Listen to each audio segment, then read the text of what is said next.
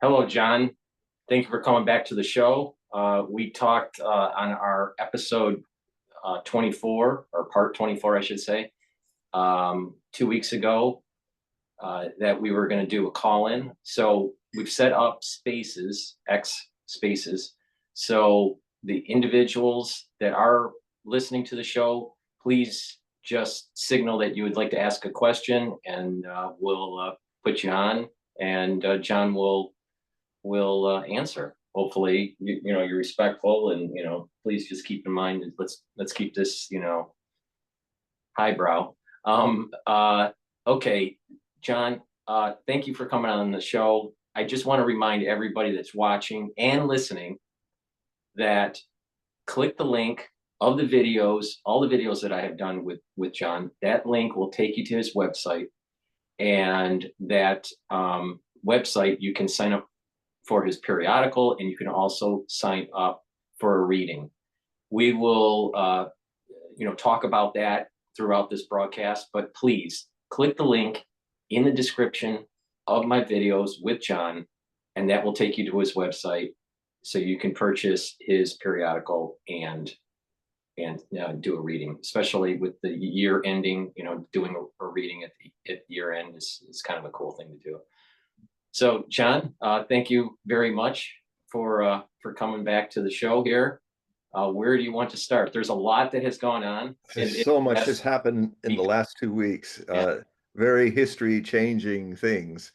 For one thing, since the 17th of November and up to the 27th of November, my long concern foreboding that I've written about for years, that in fact I wrote about it before the Ukrainian conflict began in 2021, there was a likely chance that we would see something like a Cuban Missile Crisis moment 13 days in October 1962 that would transpire with the war in Ukraine, which I said I would call it the Ukrainian Missile Crisis, and that it would be orders of magnitude far more dangerous than anything that happened in 1962, which I witnessed when I was in my final 13 days in October of being 6-year-old, turning 7 on the 29th of October 1962, which was the ending of the Cuban Missile Crisis, and also the most dangerous day, we later found out,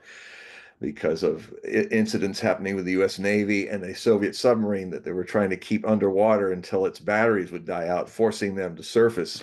And all these Soviet crewmen and their officers are down there, and they've got a U.S. fleet above them. They don't know what's going to happen if they surface. So finally, getting a little too carbon monoxide poisoned, the commander of the Soviet submarine said, "Oh hell, let's just fire a nuclear torpedo at them, and take care of them." And his second, the commissar and the second officer said, "No, I don't think that'd be a good idea."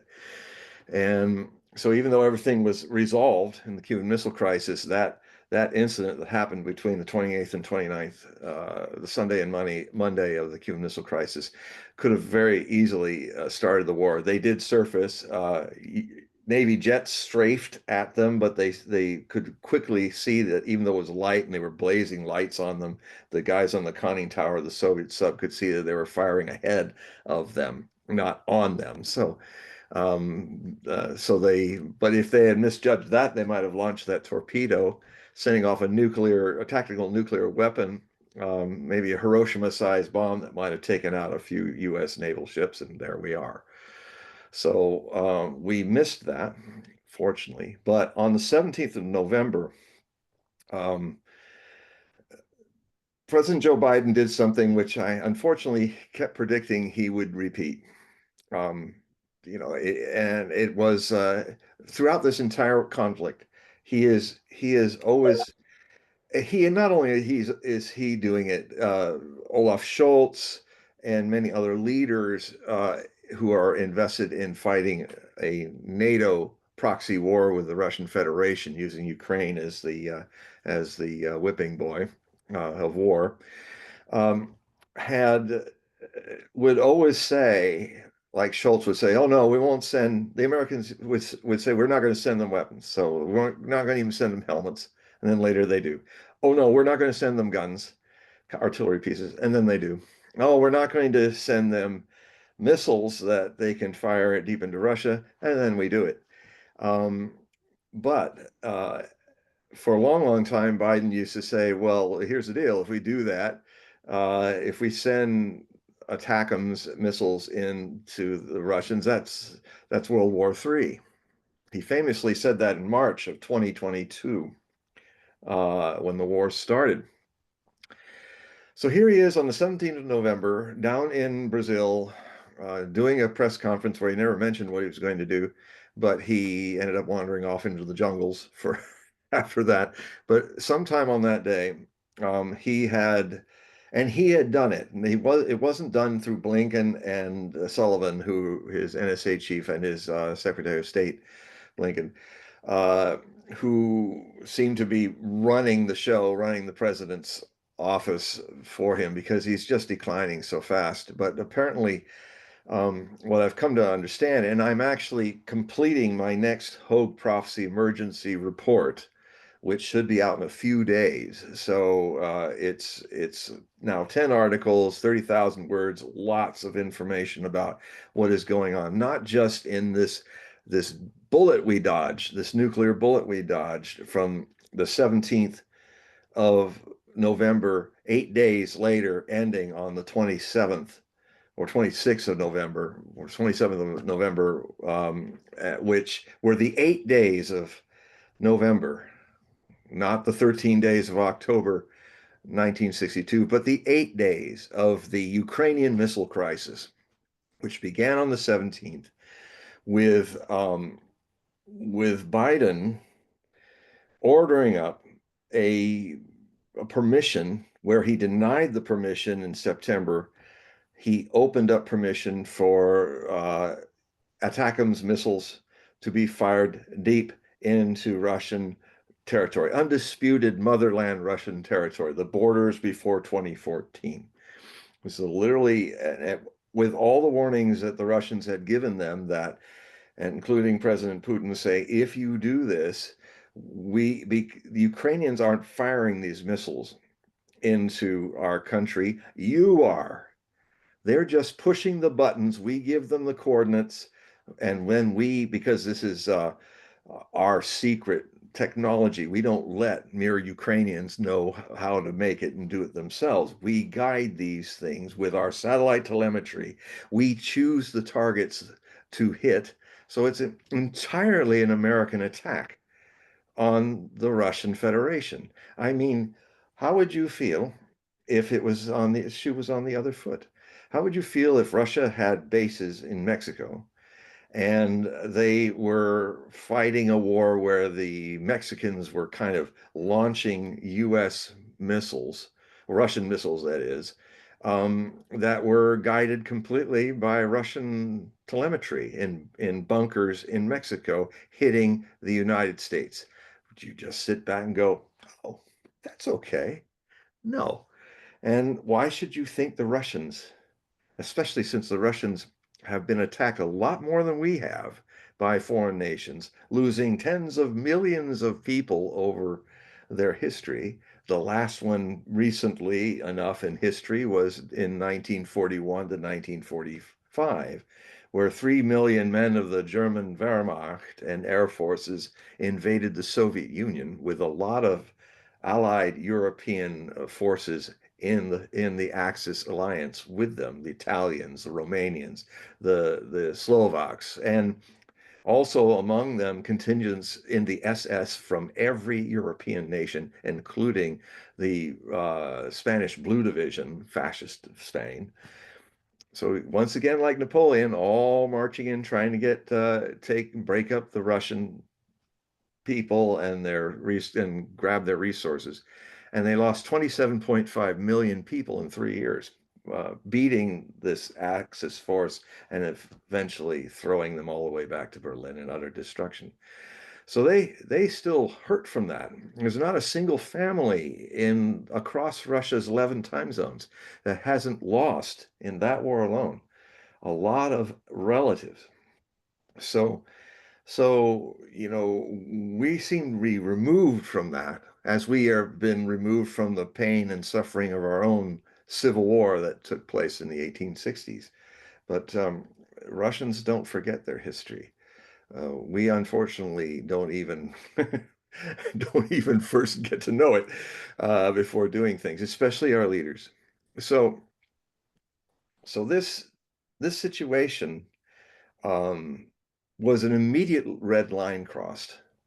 And so what then happened was there was tit for tat things that went on. The first, there were 5 ATACMS that were fired. They said they were going to, Biden said they were going to be hitting Kursk region of Russia, but they ended up hitting Bryansk.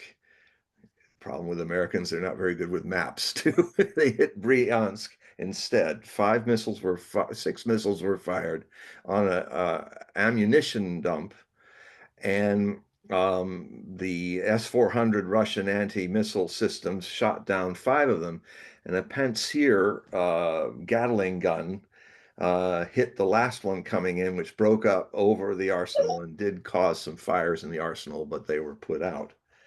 So that was the first escalation. Then the next thing that happened was an escalation of British Storm Shadows. These are cruise missiles being launched at in Kursk at a battalion HQ. Now, here's the thing: there are only about 50 ATACMS left in everything that we've sent them, and the British only have about 100 Storm Shadows left. So on the next day of it, the British launched at least 12 Storm Shadows with an American ATACMS chased in to this one HQ. The thing that's kind of been speculated by some of my sources, like Alexander Mercouris on the Duran, very good show to watch online. I highly recommend it. Is that perhaps the there were see the Ministry of Defense likes to visit up front a lot and often what's going on in the war, Belousov. And they thought that him and Lankin, the commander of Army Groups North of the Russian front, near the Kursk region, might have been there up in a forward battalion HQ watching what was going on the front. That was maybe the SBU, the intelligence service of Ukraine, thought they had happened there. Apparently, they were not there. But it seems odd that they would expel 12 of their 100 remaining Storm Shadows and 1 ATACMS at one system here. So that went on. And then the Russians then said they were going to do something. And let's see, I think that was the last attempt. There might have been another blast of missiles. I can't quite recall at the moment. But what then happened is the Russians responded on the 21st, and Putin announced that he was going to launch a whole different new system that had never been seen before as a retaliation. It was launched near Astrakhan. It was hypersonic. Those shots that showed it in the sky with the flaring of exhaust, that probably was taken from watching one of Elon Musk's rockets rising. That's why some people thought maybe that Russians had fired a hypersonic glide wing. But it was a single stage ballistic missile called the Oreshnik. Oreshnik means a hazel in Russian. And the Oreshnik then was aimed at Dnipro, as what the Ukrainians call Dnipropetrovsk, the city right where the Ukraine kind of curls, right when the Dnieper curls around this major city that's in the center of Ukraine. It has a very large, I think, 1 square mile, or no, 5 square mile installation. It is called Yuzhmash. It is a huge industrial complex in the center of Dnipro that has underground reinforced staging areas, maintenance areas for building missiles. So if many of you have probably seen the pictures, especially on X already over the last month. But what came in was you see the city on the CCTV cameras around town. You see the city with it's cold, there's a little snow falling, and the ceiling of the cloud layer is about 2,000 meters. You suddenly see a light glowing the whole sky above the clouds, and then you see these six at a time, these six um, plasma lines of fire. These are not retro rockets. These are literally these instruments coming in at Mach 10, uh, hypersonic, just into the hypersonic range, Mach 10, and they're hitting the Uzhmash thing like whoop, whoop, whoop, just like that 6 times. What they did is released each of the six released a subunit, a submunition of possibly hard alloy, special alloy metal warheads. This was a kinetic weapon. It was fired like a nuclear regional ballistic missile. It wasn't a continental ballistic missile, as some people have said. It was regional ballistic. It went from 500 miles and it crossed that in less than 6 minutes from Astrakhan, way off in the Caspian Sea, all the way into central Ukraine. Um, and there wasn't much fire or explosion when these things hit. Although I also, in this Hogue prophecy report I'm going to release, you're going to see the movie and you're also going to hear the explosions, which were thunderous. I've never heard such deep roaring thunder from these kinetic bombs. And you will see them sprinkling all over the Uzhmash system factories, but there's not a lot of fire from them.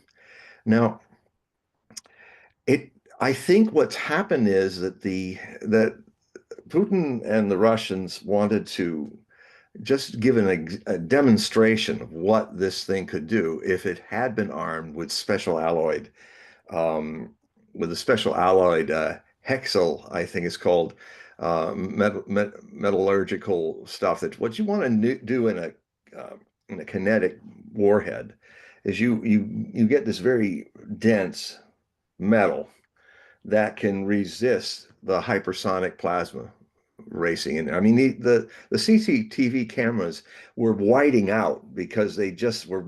I mean, if you were there watching these with your own eyes, they'd probably sear your eyes, the brightness of these things, just like mini nuclear explosions, you know. But it's not nuclear, it's not radioactive. It has none of the things that make nuclear weapons so terrible. But it can have the destruction capability. And rather than absolutely destroy the Uzhmash installation, they just drilled a bunch of holes in it to show that they could do it. And then when Putin announced later that day that they had used a new weapon, that is a whole new order of weapon, you know, the whole thing in this whole Ukrainian missile crisis thing is that it's very easy. You know, you launch a few little missiles like the Americans did and the British, and then the Russians might launch a few Kinjal hypersonic missiles, and then maybe it's another escalation. And then what you have is the idea is, well, the Russians won't keep going because the next step is nuclear. Well, they didn't have to go nuclear. They have weapons, not just this one, but they have advanced weapons like the glide vehicle I was saying, and other things that can also be kinetic. So they are actually conventional weapons with the same potential damaging effect without radiation and fallout that can happen. So if I think they just sent just some metal dummies into the thing. That's why it didn't explode. They didn't really damage the Uzhmash uh, area much. But if they had used the hexyl alloyed warheads, which are just a metal warhead, no explosives, And then if they would have come in a little slower, because if you go too hypersonic, the impact is not as deep. The Kinjal slows into high subsonic distance before it hits anything. That's why it was able to dig 400 feet into the earth around Ukraine, wiping out entire headquarters where NATO had officers and soldiers guiding missiles and things, American and British and French missiles, and they just dug right in there and destroyed everybody. It's at least happened twice that I know of. With a lot of people getting notices that somebody died in accident in Brussels or something like that, which no, they were wiped out in Ukraine where they're not supposed to be. So what then happened? So what would have happened if the Uzmash had the hexyl alloy warheads? It would have drilled very clean holes in an instant, like into the roof, and then it would have penetrated 4 or 5 floors at a temperature of 3,000 Celsius or something. I think it's 3,000 Celsius, 5,000 degrees, where cement melts, evaporates, metal evaporates. All they would have found in those deep holes is dust if it had done what it could have done. And there wouldn't be any parts. This is so fast and hard that the kinetic energy just breaks up the molecular structures of things and just leaves dust. Because this is the heat. This is near the heat of the surface of the sun. So it has almost a nuclear heat like a nuclear detonation, but it's not nuclear. It's simply the impact of some dense object going at a very high speed that at a certain point it's going so high. I mean, it's why a small meteor can leave a whole valley, in Arizona, a little crater, a huge crater valley, just from a little meteor, because of the speed in which it's hitting upon the Earth as the Earth is moving very fast through the space. So if it's coming this way and the Earth is coming that way, the combined energy of the impact of the speed of the meteor with the speed of the Earth, which is going, 12 miles a second or something like that through space, it makes a huge collision, a huge crater. The thing Manhattan, the thing that killed the dinosaurs was the size of Manhattan Island. Uh, Not a greatly large island, but coming in at hypersonic speeds, incredible speeds, hitting the Earth, it made a crater the size of the Yucatan Peninsula. So long ago, 20 years ago, I started writing about, and it'll be in my book of things to come, of how what could happen is that we do eventually get rid of all the nuclear weapons. But the next generation of things is now already here. That was only kind of theorizing. The Russians are also starting to look at other ways to use weapons that are not nuclear, but can do a lot of damage to invaders and people firing missiles into their territory. This shocked a lot of people across the world, a lot of militaries, a lot of governments. And it was like finally saying, we keep warning you that we're going to do something. Well, we just did it. And we have, because this is not a hypersonic missile, and it's kind of based on another missile that they almost made. But, the INF treaty was created, which prevented that system to be made. But then when Donald Trump erased the INF treaty in 2018 in his 1.0 presidency, he basically ended what many American presidents has done in the 21st century, uh, dismantling all of our ability to keep deterrence and end a nuclear conflict. And so the Americans, and it was only the Americans doing it, started one by one getting out of the IBM treaty, other treaties, and basically we're stripping the world bare of treaties that would prevent World War III being nuclear. So this Oreshnik would not exist, and Putin pointed this out, would not have had to exist if we kept these treaties. But when Trump just bugged out of the anti-missile medium range missile treaty, he the Russians said, we will still honor the treaty. We will not crowd like happened in the late 80s with the Pershing 2 and 3 missiles versus the SS-20 missiles of the Russians, the Soviets. Put literally 1,500 missiles with such a rapid fire that if there was a mistake or a training session or something, you wouldn't know because you have no time to decide. If the missiles are launching from one side, then your intermediate range missiles launch. And you both launch thousands of nuclear explosions across Europe, and then maybe 10 minutes later, the ICBMs of Russia and America are bullying each other up. We were so close to doing that. In fact, if this treaty hadn't happened, it was inevitable that within a few years, some mistake or something would have happened, and we wouldn't be having this conversation right now. We would probably have some pre-industrial survivor, a few survivors. There wouldn't be no Zoom, there would be no computers or anything like that. We would be in a devastated world. Um, it didn't happen because those treaties were there. And it also hasn't happened because the Russians, who are adults, not the leaders in the United States, sadly to say, at least the ones that are currently in this dying administration of lame duckness, um, the the the the Russians understand they're dealing with people on our side that have forgotten the Cold War, that have for he knows he's dealing with people that believe they can win a nuclear war. So Russian restraint is a reflection of how far gone our leaders have gone to your peril, all of our peril.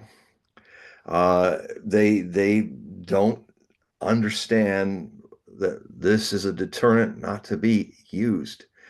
So, but Russia was forced to uh, get out of its change its nuclear doctrine to match the United States doctrine. That was another threat before they used the Oreshnik to make the point. Um, because now their new doctrine is that if any non-nuclear nation should have fired from its environs a conventional missile deep into our country from another nuclear power, then we reserve the right to nuclear attack that non-nuclear country and its source. So the Russians were ready, and they were pointing out that this escalates to the next escalation. We are ready to fire a missile into a British airbase or right into the Storm Shadow factory in London and make our point that, and they might fire the same thing into America to make their point, because a lot of the leaders in America, they'll openly comment, says, oh, well, that'll just hit Europe. That'll be a shame. They literally don't believe that the Russians will fire on the United States. Well, you are firing on Russia. Guess what? We didn't go there because someday you'll thank the Russian people and their sober government for not being the nut jobs that the mainstream news keeps making them out. They are merely projecting about what our leaders have been doing to them and ultimately to you. So, what was the response of the Oreshnik?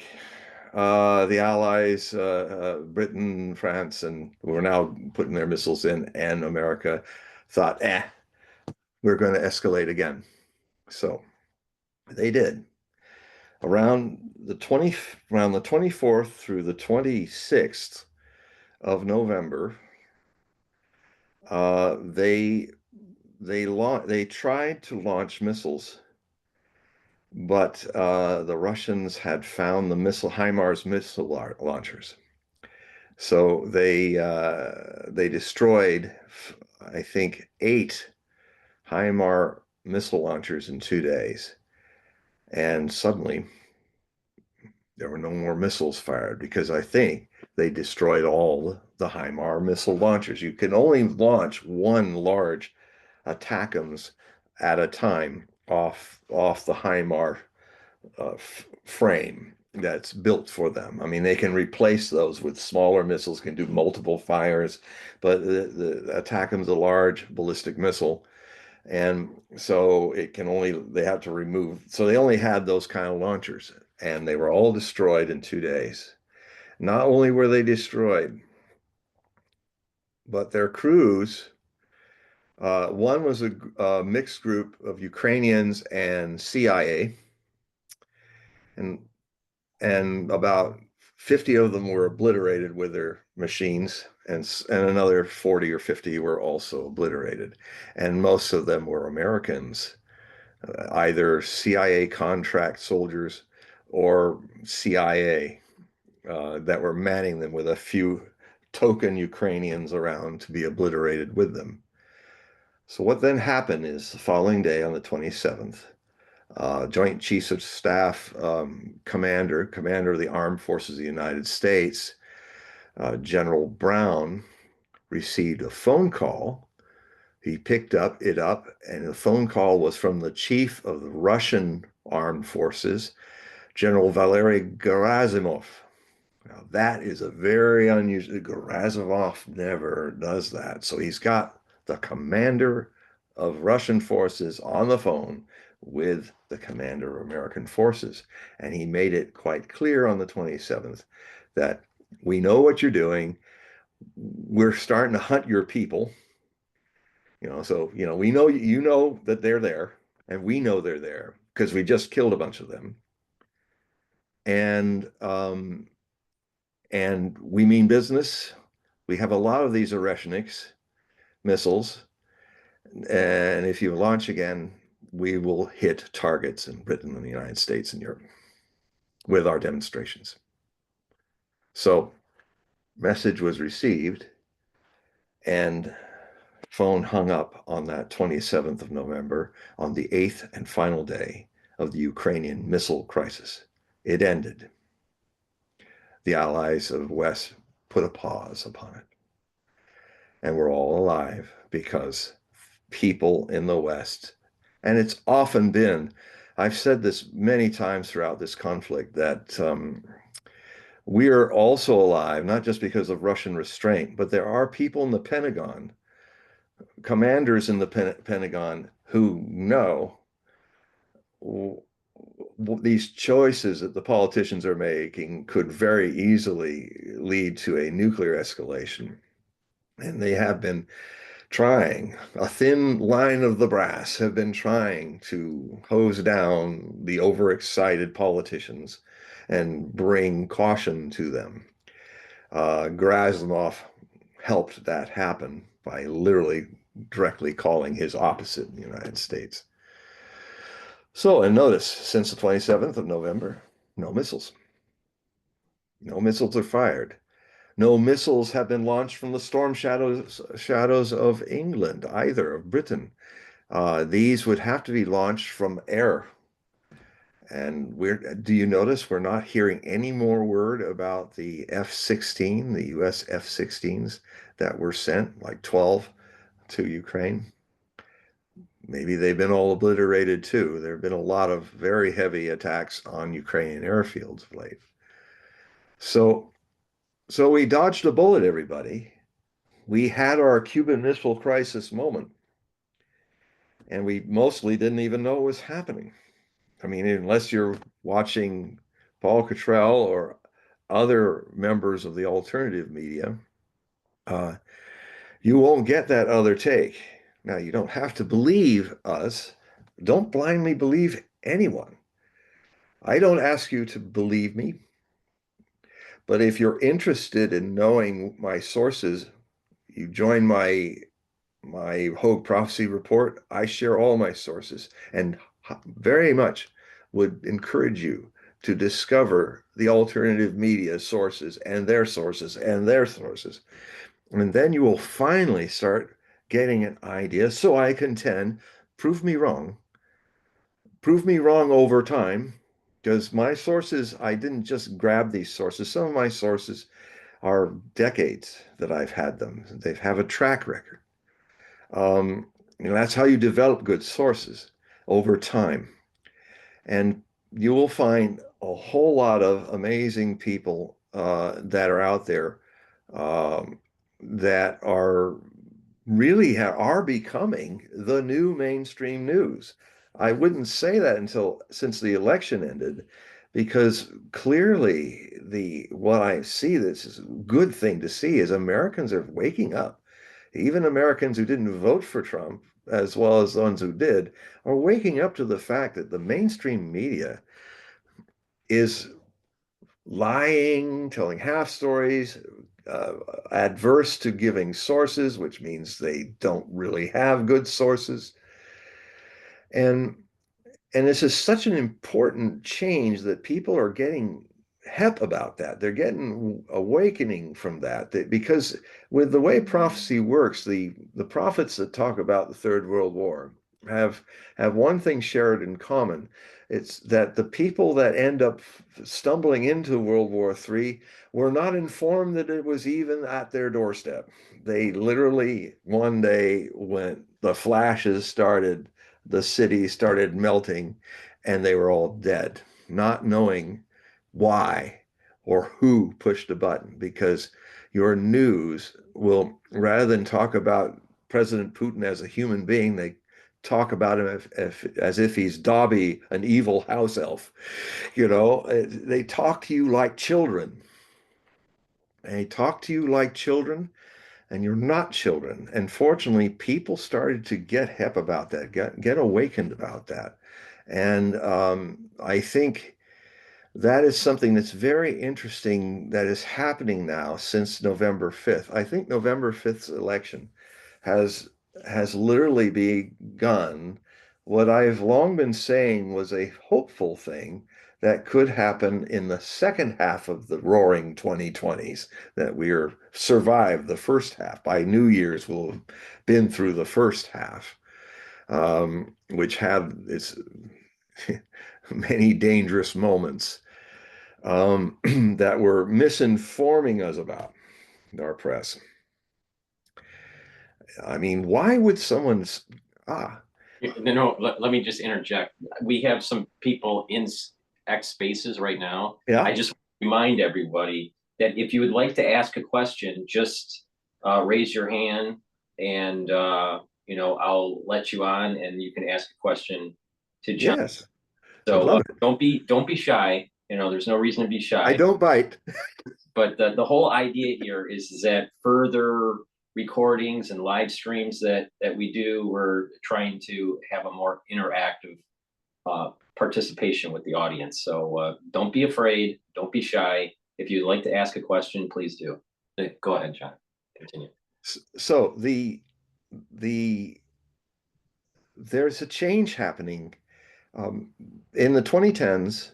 There was a lot of aspects in astrology and political astrology that were really explaining a lot of the kind of the irresistible force of protests, like Occupy Wall Street, hitting an immovable object called the establishment, that was caused by, I won't get into this astrobabble, but too much, but it was caused by Saturn and Uranus being in oppositions during the 2010s and then in squares in the end of the 2010s into the 2020s. But then, and then also Uranus moving into Taurus into its fall, which, given that the Uranus is the ruler of the Aquarian age, the age of humanitarian science, communication, being in its fall means it's in the least favorite place to be in the zodiac, which means it's literally, in layman's terms, during the opening years of the 2020s, it has been used to, its revolutionary potentials have been used to revolutionize deep state censorship. revolutionize the media to be more misinformed, to revolutionize to not be for the humanitarian urges of Aquarius, but to actually take them away with certain experiments with certain issues of diseases that shut down the world, to see if the human race is if the globalists and the human race can see if they can control us. That square is ending soon.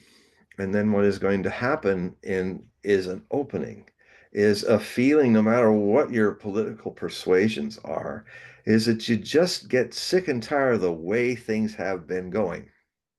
And you just time to reform things, time to bring some people outside of the deep state, like Elon Musk, the Doge movement that they're doing, and literally do what every president has had the power to do, but none of the presidents during the 20th century and this century have used it. It's always been the executive branch has the power to hire and fire anyone who's not doing their job, not, or is an unelected official who is deciding what the voters choosing their elected officials should decide. These professional career people, or these people that end up being watchmen against the medical industry, who then end up, after they've been in government, being hired by the medical industry. That will end. That's corruption. It'd be like, anyway, that's corruption. The so what's happening now is that if we get it to 20th of January, and I think we will, there have been a lot of times during the last, well, since 2022, where I have seen a very dark force of unconsciousness overtaking the human race, and that could very well see us walk with our eyes wide shut into a thermonuclear phase of World War III. We have been in World War III since 2022, February.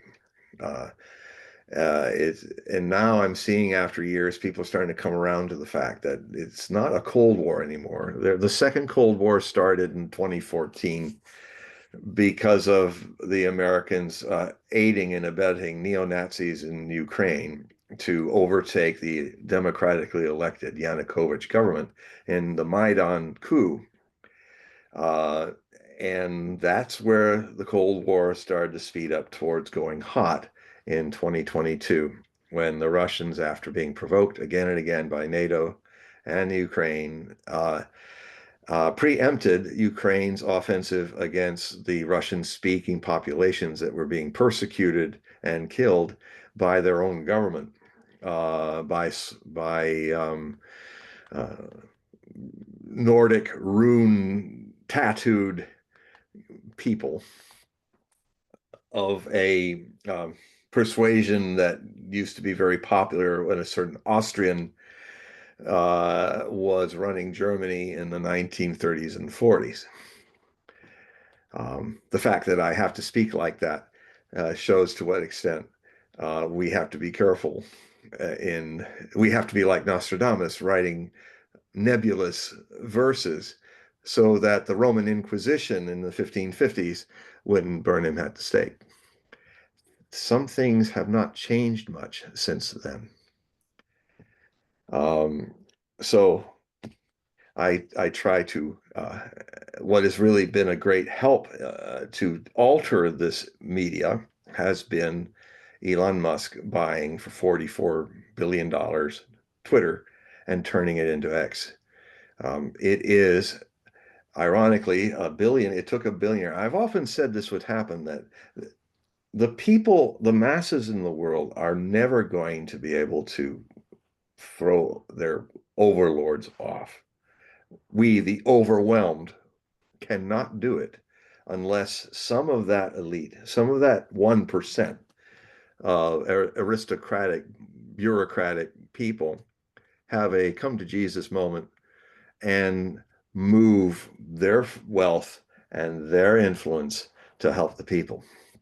And I started writing about this in 2008, that you had to find oligarchs that saw the light and started to rebel against the status quo of the aristocracy of corporate people of our time, just like people like Marquis de Lafayette in the French aristocracy joined up with George Washington and the American rebels and others. Um, the we need the help of, it doesn't need many. Ironically, President-elect Trump is one of these people too. He's freaking out his own class because he is rebellious. He's also trying, in his very odd ways and unpredictable ways, is trying to get there. It's not a surprise to me that he is surrounding himself with people like Bobby Kennedy and Elon Musk, and hopefully, because his greatest strength and his greatest weakness is that he's a wide open channel. He channels whoever's in front of him.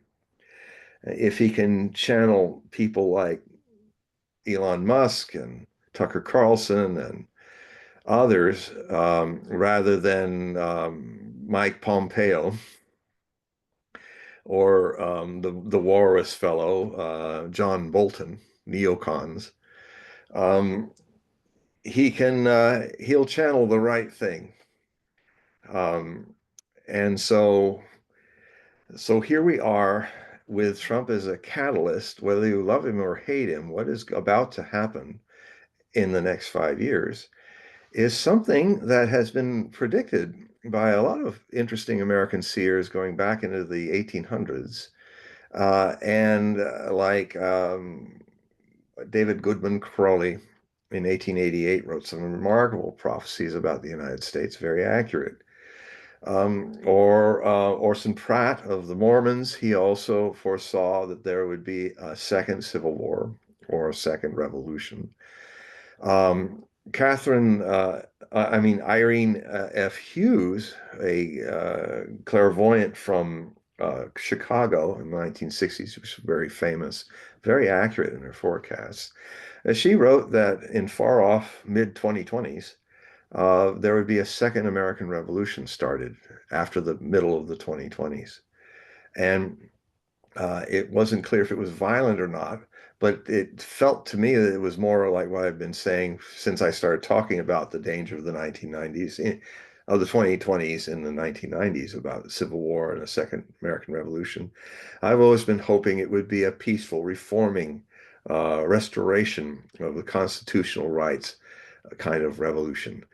And there's now I'm finally seeing in activity the potentials in our times of that happening in the next during the next 4 years of the Trump administration. It'll get its launch. And it'll be ultimately trying um, to flush out of the people's government, the government of, by, and for the people, this deep state of people that are not they're not there for us. They think the government is theirs, and they're our overlords, and they want to keep us overwhelmed. But I'm seeing more and more people starting to wake up to the fact that they've got to clear this stuff out of our system. And one of the best ways is to just go through, as Doge will do, and take out perhaps as much as two of the trillion of the 6 trillion we spend each year, and most of it wastefully in our government. Um, so this has always been the ability of the president to do. He doesn't need congressional support. He runs, the employees of the United States government are his employees, whoever the president is. So somebody just said to Trump, look, they've never done it, the presidents, but you have the power to choose people to go in and do a clear out, do an efficiency examination, do an audit of people's skills as well as how they're using the money, and just take them out. I mean, one of the things that could happen is that Trump has this very interesting idea. He's going to decentralize agencies dwelling inside the Washington swamp. He's moving agencies to other states. With internet, you don't have to be all in the swamp of Washington.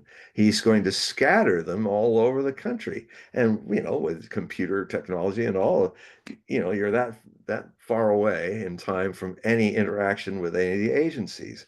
So they're going to be downsized, they're going to be scattered around the country, and Trump's saying, I'm going to put them in states where people have more of an awareness of their constitutional responsibilities. uh, that I agree with, because there are some states that have kind of lost their way with the Constitution, and there are others that are remain constitutional. And it's not a question of whether it's good or bad. It's a question, as Buddha used to say, the truth is that which works. And, if so, decentralizing, they're going to physically decentralize Washington, take a lot of that out. There's another thing that's happened, which Trump did by signing off on his transition by um, saying that we will privately not use I don't know what the agencies call, or this agency of the government where you sign off on them kind of having a part in deciding. This would be the bureaucrats deciding what will be transition. Well, Trump's people signed off on it in a way that they're responsible. They are going to, and that's also legally possible. So they literally cut out all the people and the bureaucrats who could come in and say, "Oh well, no, don't let them do that. Oh well, we'll just say we did it when we didn't do it." And then all those people over time are going to be being reviewed, and to find out who has been doing stuff like that. I mean, and he's got the Supreme Court on his side with this, because the one biggest beef the Supreme Court, both sides, has had is that the the is concerned the court much that people who have not been voted into office have decided to control and do the things of our Congress and our president and our Supreme Court, who are not whom we voted to do it, to write bills. All those bureaucrats that write bills according to what they want to do is often happening. And so the people are not to serve these bureaucrats. These bureaucrats should serve us, and they should be afraid of us. They should be looking over their shoulder, looking over whether they're going to be fired for actually doing something that's a bit treasonous. The Constitution, the Constitution begins with the important statement, "We the people of the United States of America." This government is yours, not the bureaucrats. This government is to be governed by those people whom you vote for to go and govern it, not the lifer bureaucrats. So these are the things that I think are going to, with a lot of the chaos of the Trump administration. I mean, it's a mix. I'm writing some essays, which you'll be reading in my newest Hogue Prophecy report that's coming up in a few days, where I talk about how Donald Trump is forming a cabinet, which reminds me very much like the American Apprentice, the Celebrity Apprentice show. Uh, if you remember watching that show, yes, there will be some people that will play Omarosa, and there will who kind of screws things up and sabotage things. There will be people there that do that, and then the talent will be challenged by that. The Tulsi Gabbards and Bobby Kennedys will be challenged by the Sebastian Gorkas that are also in Trump's cabinet. And he's a Gemini. He does this. He challenges stuff. It's very social, and it's in fact, he even called his own version of X Truth Social. He's a social animal, so he likes to interact with the good, the bad, the ugly, the way they pit off each other. And you know, Mario Rubio may think he's the Secretary of State, but the difference with this situation is Trump is the boss. And in America, in Celebrity Apprentice, this is Celebrity Apprentice cabinet show of the next 4 years is going to also have "you're fired," "you're hired," going on, a lot of it. So I don't know if unless Mario gets the point that Trump is now more experienced, he's showing that he's learned from his mistakes, and actually his silence during all this missile crisis. A lot of people were yelling, why is Trump silent? Why is he silent? A lot of it was going on across the alternative media. And I have a couple articles about that with some very good insights from Alexander Mercouris and Scott Ritter, and I mean, who had two very different takes about it. And the way I've set it up with the transcripts is almost like you're going to get all sides of it in a really interesting way, because it both had a lot of good insights about what that was all about. Scott took the point that he didn't like to take the point, but he had the feeling that that Trump was silent because he was bought off. And then Mercouris said, well, no, maybe Trump is being silent because he's learned from the last transition from 2016 into 2017, when the Michael Flynn scandal happened. How it would be better to stay silent because so many people in the government wants to repeat Russiagate with him. So they're being silent and careful, very careful now not to do that. If they're talking to the Russians, they're just talking to the Russians only about setting up when he's president, which they can do legally, the transition team, not talk about substance of the meeting, but set up a meeting with Vladimir Putin or Lavrov, the foreign minister, with the president. Um, so I'm seeing rather hopeful that there are signs that there is, and about Gorka, who really caused a real stink when he made these. I don't know. This guy, he's like this. He's Hungarian British. By the way, he's a British agent. That's he's like one of the special advisors to the president. But he does a lot of Fox, but he has this stuffy nose, stuffy quality. I get a little scorpionic with him with my put downs, but he ended up saying, well, I think I can tell you one thing that the president told me, that about Putin. He says that he's saying, though, well, this colonel of the KGB, this thug, you are going to listen, and if you don't follow what we say about Ukraine, the amount of weapons that we've sent to Ukraine will be peanuts to what we send after.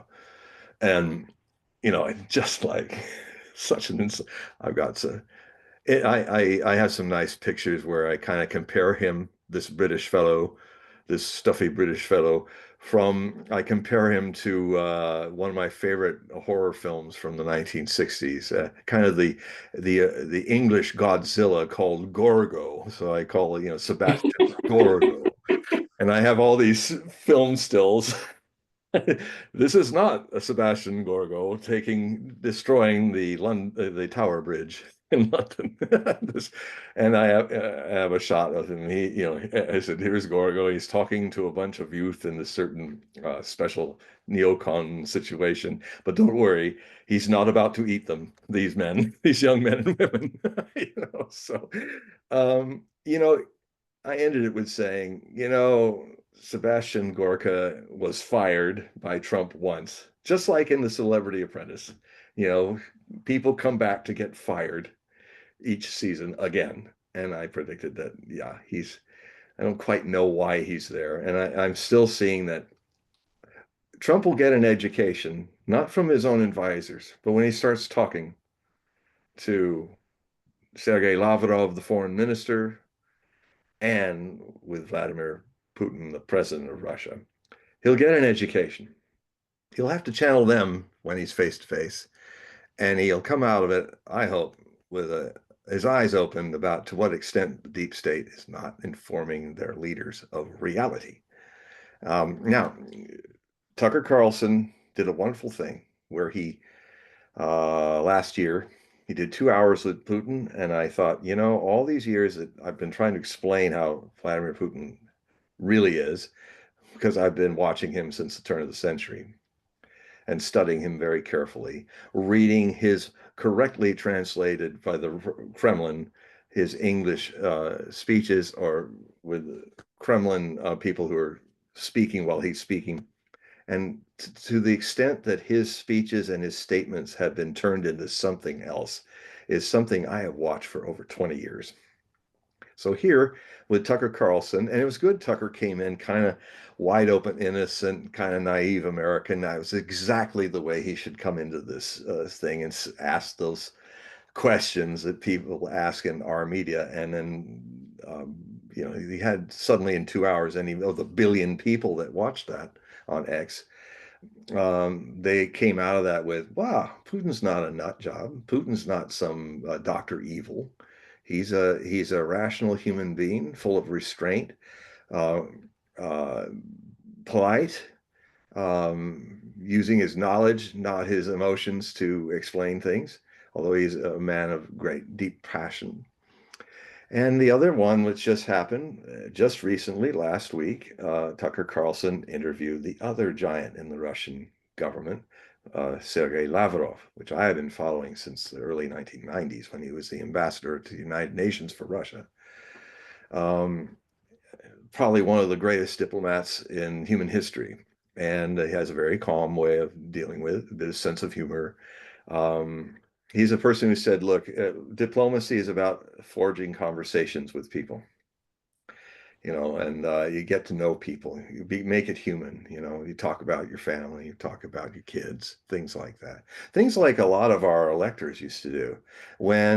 See, one of the disadvantages of having airlines and quick flight and all this, there used to be a situation where the Congress, House, and the Senate didn't travel out of Washington. The only people they had time to interact with as a community were their opposites and their families across the aisle in the House of Representatives and the Senate. And what happened in the 50s and the 60s is people people would have their fights, like Reagan and the guy who was the Speaker of the House during Ronald Reagan's period. They were deep good friends, but they would fight, you know, tooth and nail. Reagan, a couple of Irishmen, you know, they're English Irish people, and they fight. And then when it was time 6 o'clock, it's like, let's go out and have a beer. Let's go to the barbecue, and they just leave all that and be friends. But they don't know, Mr. President. No, I want to. Ding, ding, ding. Oh, there's the alarm. Okay, time to just be human again. But that changed when air flight allowed, and the pressures of the Congress having to get money for, they work more to get the money to get the next 2 years in the Congress.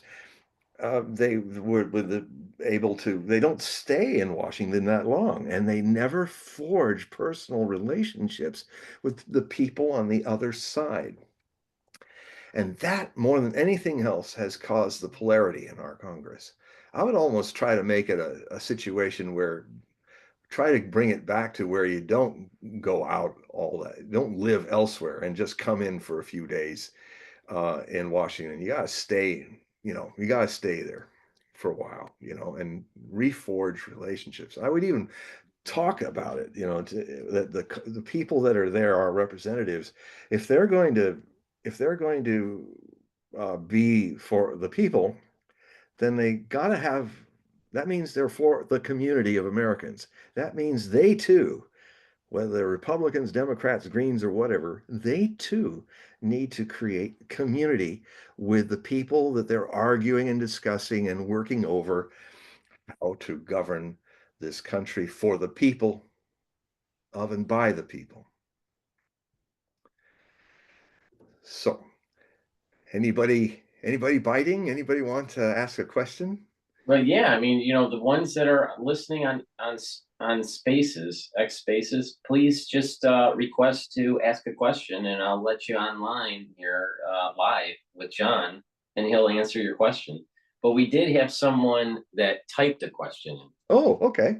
Let's do And, that. yeah, let's see. Let's see. Does John have any dates he thinks may be important as flashpoints or turning points? Well, the first thing that comes to first thing, thank you for asking and typing that in. Well, the first thing that comes to mind is the 20th of January. That's a very important date.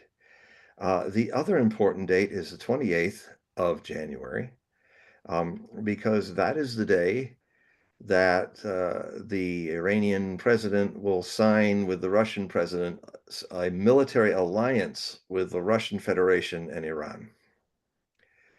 So this kind of leads a little into the second part where I'm going to talk about what's just happened, another crisis, which has lasted 2 weeks.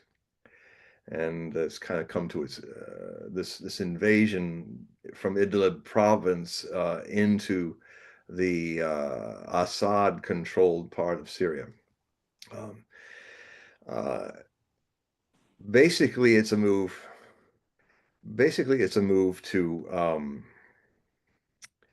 it's got all kinds of denizens of the deep involved in politics from many countries involved. You have and it's been a plan for a while because what had happened is the 11-year civil war, the Dirty War, as it's called, which killed 700,000 Syrians and displaced 20 million Syrians.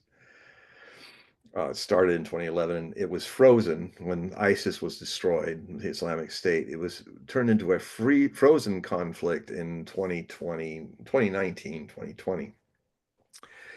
But what had happened is that the Idlib was protected by Turkey and by Erdogan, the president of Turkey. And the Kurds, the Syrian Kurds took the northeastern part and controlled it, along with being vassals of the United States, who then controlled all the oil fields in Syria, which are in that area, as well as the breadbasket of Syria. So the Syrians, Syria was ruined. All its cities were destroyed in this civil war. It was devastated. And all the displacement of people, all the nearly 700,000 people that were killed. Um, the so they're not getting their bread, they're not getting the financing to be able to rebuild their country. But as I was just listening to Alexander Mercouris today, he made a very interesting insight that his view is it's not enough to say, okay, Syria didn't have this means to reconstruct, because he made me aware of, I was not aware of this, that the Russians, when they came in to help Syria, because they've been allies since 1956, and they didn't force themselves upon it. They decided to help their ally, and that's why they they were the means that prevented the Islamic State from taking all of Syria during that civil war.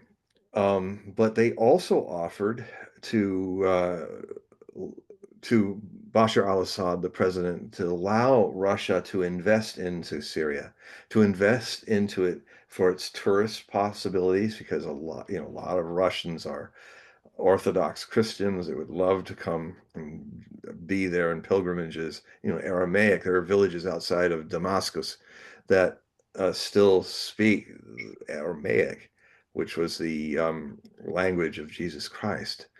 And when the ISIS people were coming, they wanted to eradicate that. They wanted to expel or destroy all the Christians and their churches in this very multicultural, multi-religious, faith-oriented, rich culture, the ancient culture of the Syrian people.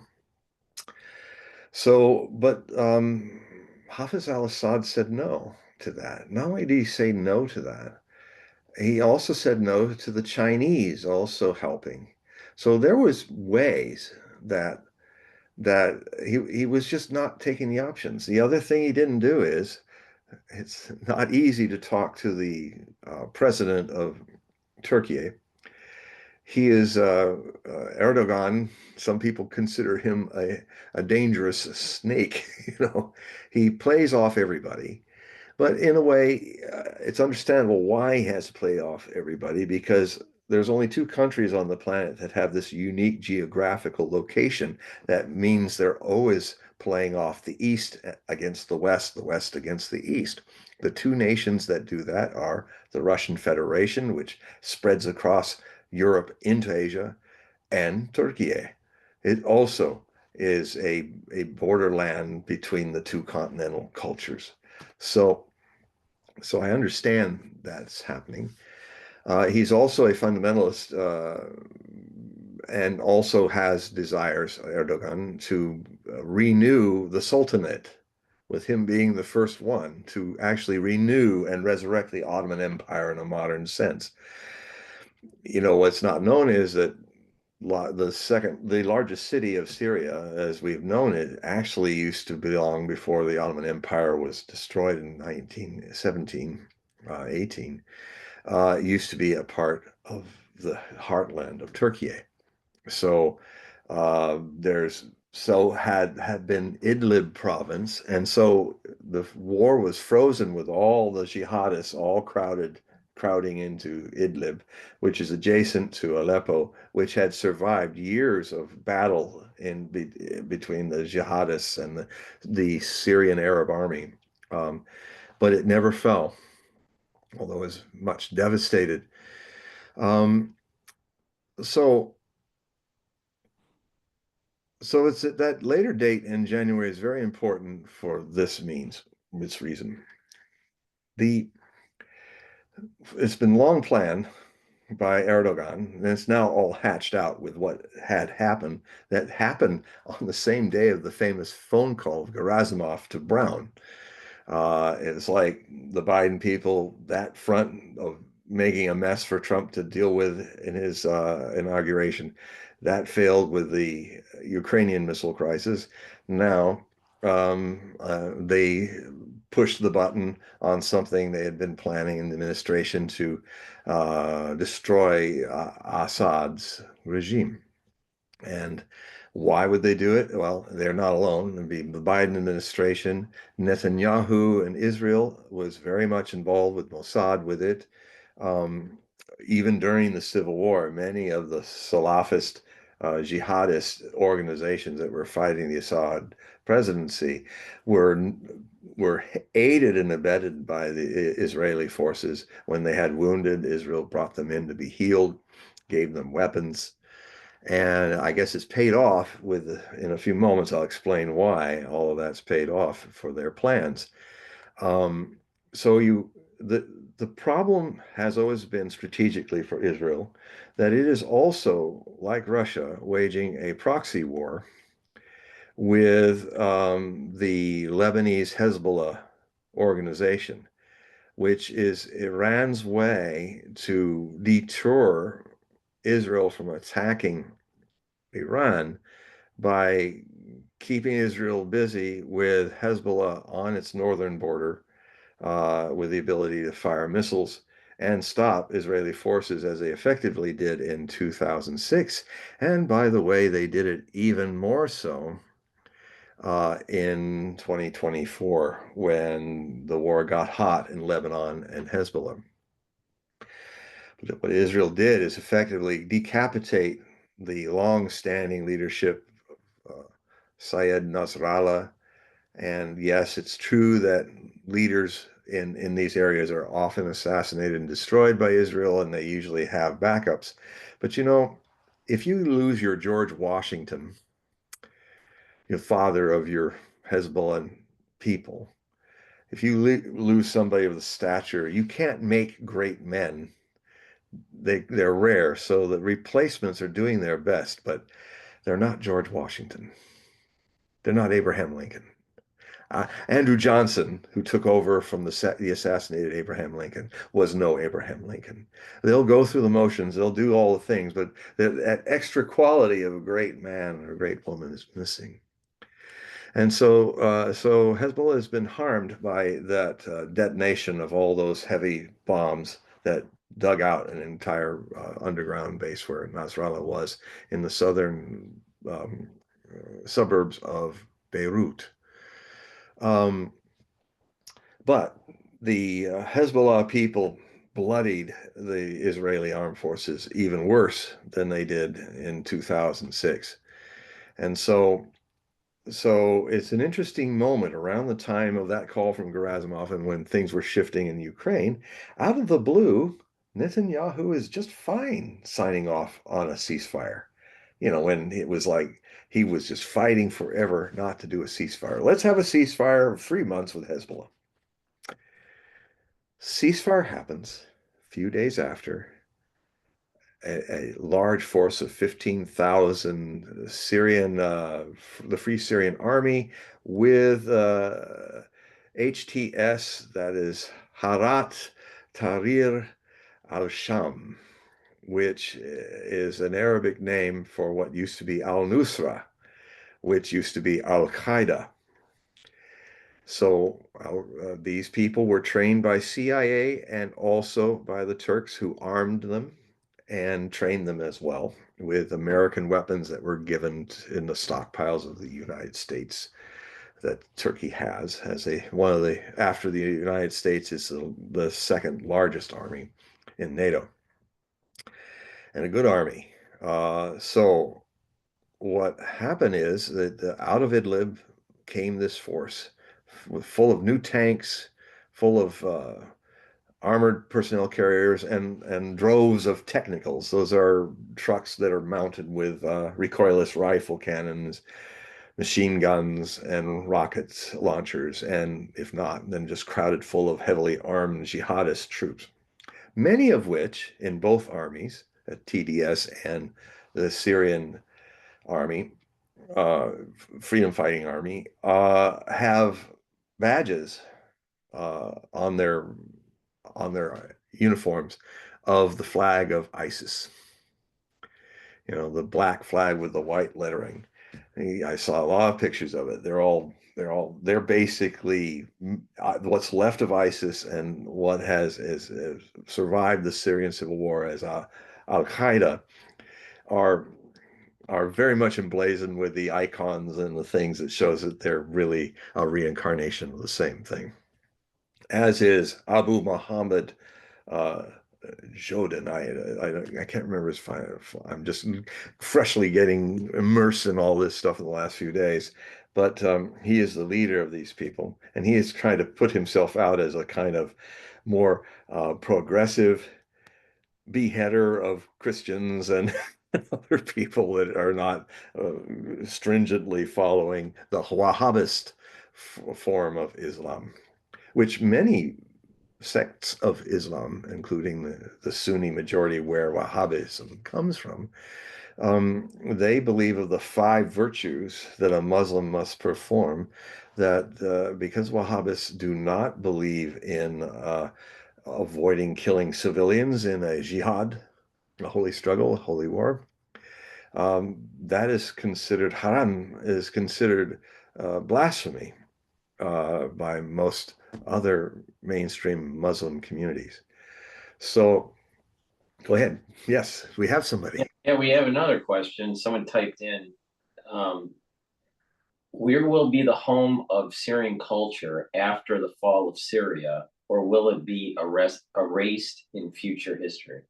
God, this is the very question. Thank you for the question. This is the very question I've been struggling with and I will just continue, just hold on a moment, and I will kind of answer that very soon, because what basically has happened is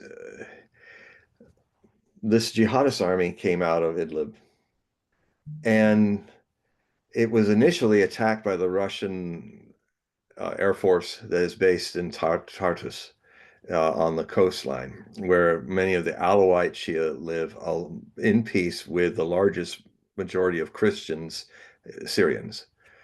There's a lot of Christians in Syria, Nestorian Christians, all kinds of Christians. It was through Syrian Christians, the Nestorian Christians, that Muhammad was educated in the New Testament when he was a camel driver. And so a lot of what he says in the Quran is because he was taught by Christians of these things about the New Testament. Um, so what has happened is the the Syrian army did not flee from Aleppo. It did not flee that later when they advanced south towards Damascus against Hama, the city. They did not flee when they did not a third time they'd make their stand at the strategic city of Homs.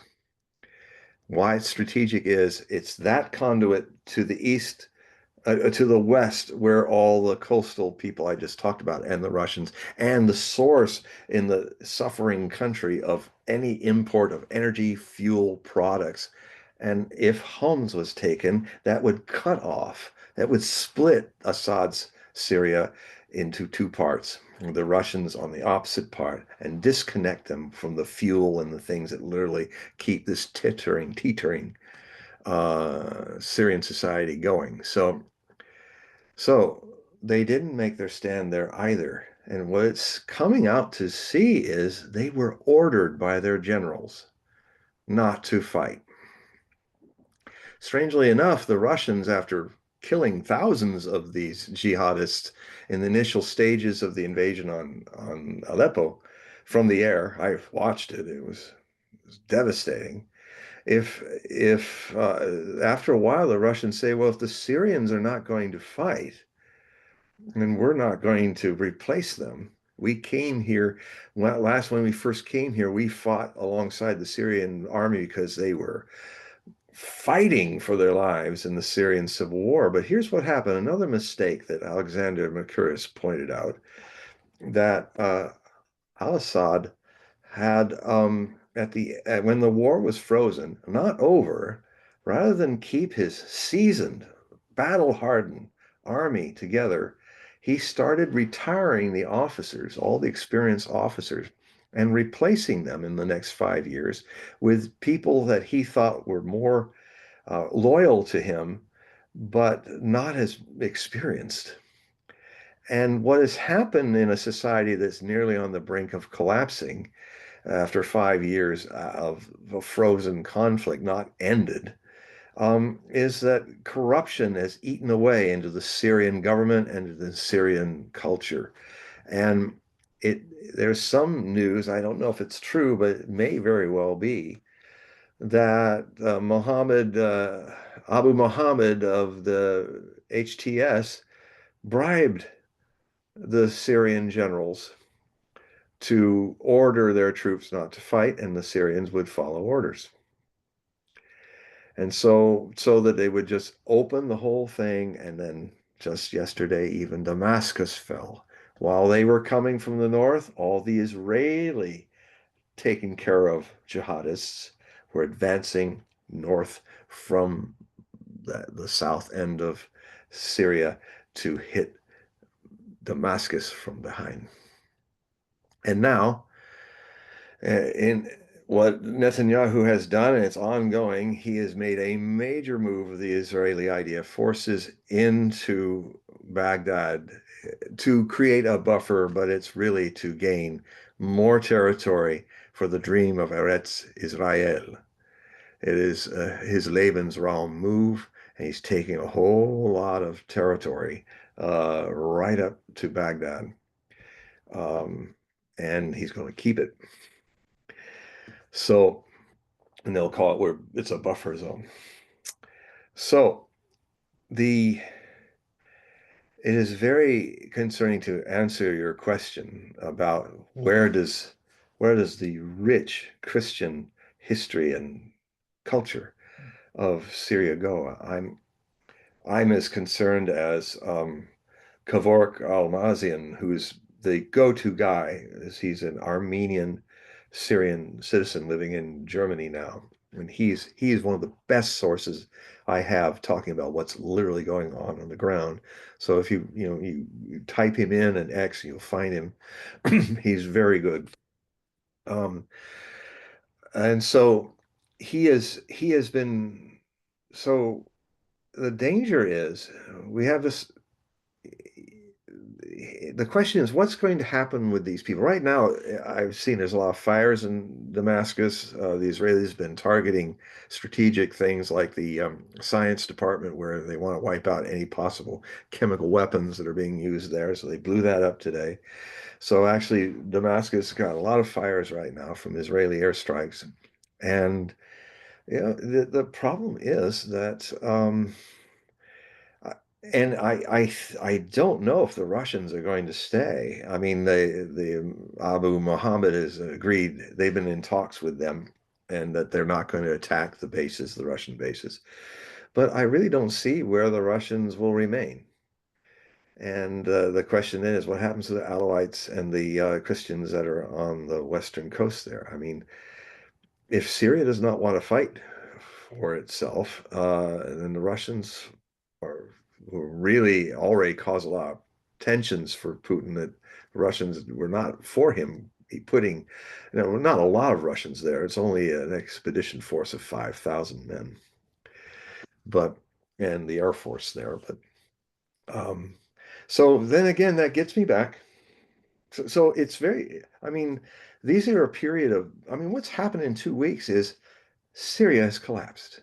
Syria, and it collapsed finally in the last 36 hours. It just collapsed. The Assad regime is over. They did get out. They were not shot down. Maybe that was another plane of escaping government officials that was shot down or over Homs on his way to the Russian base. But he and his family are in, and his government members are in exile in Moscow right now. But I don't think Vladimir Putin's going to ever talk to him again, because the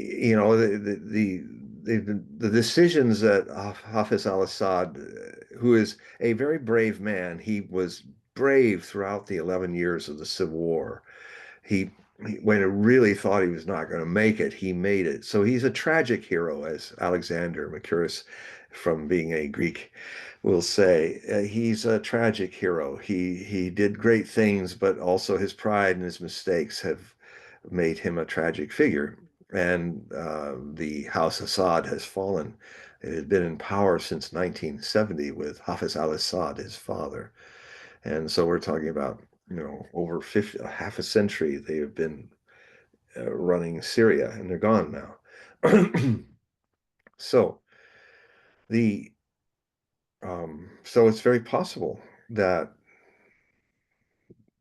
Palmyra's ruins will be once again desecrated. That because they're Christian, the idol, their statues, so all the statues will be destroyed. It's possible that the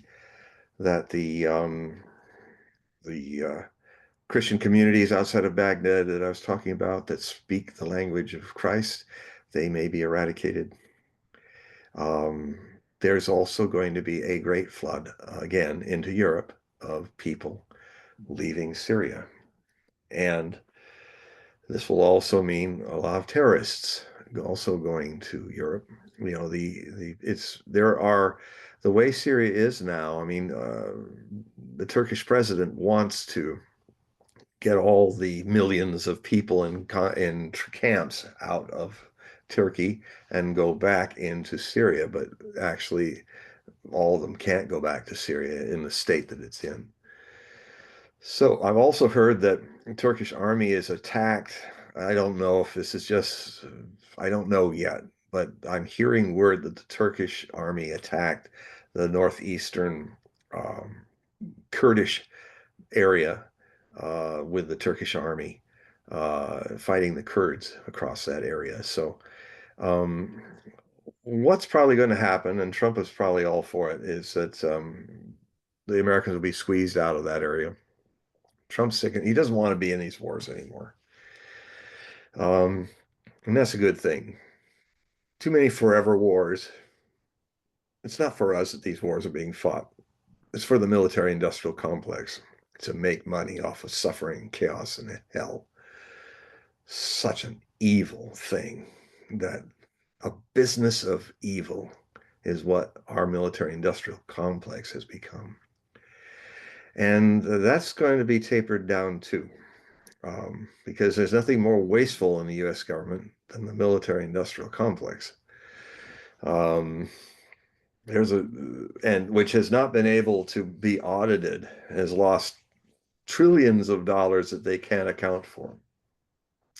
That's got to end. So, because it's impoverishing us, our bridges are crumbling, our hospitals don't work.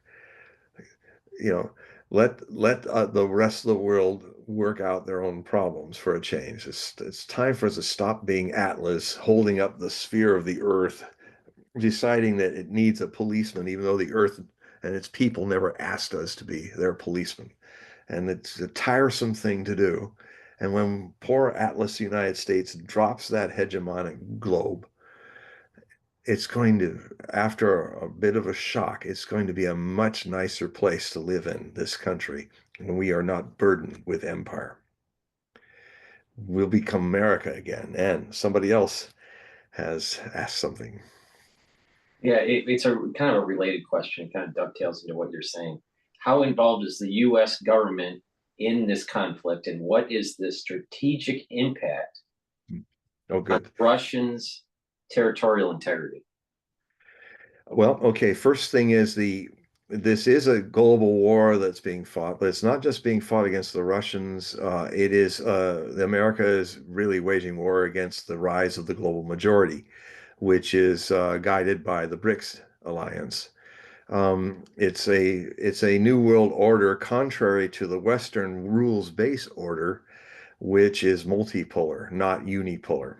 The unipolar world is over. So the United States is trying to preserve, as empires do, and usually hasten their destruction by trying to hold on to everything that the empire has in control. The situation is that Russia, how that has risen again after the devastation of the Soviet Union's collapse, has now become once again a major world power, and it's now the fourth largest economy in the world. It's not a gas station with 11 time zones, ladies and gentlemen. It is a viable. It is the Saudi Arabia of commodities. It's where all the resources, many of the resources are.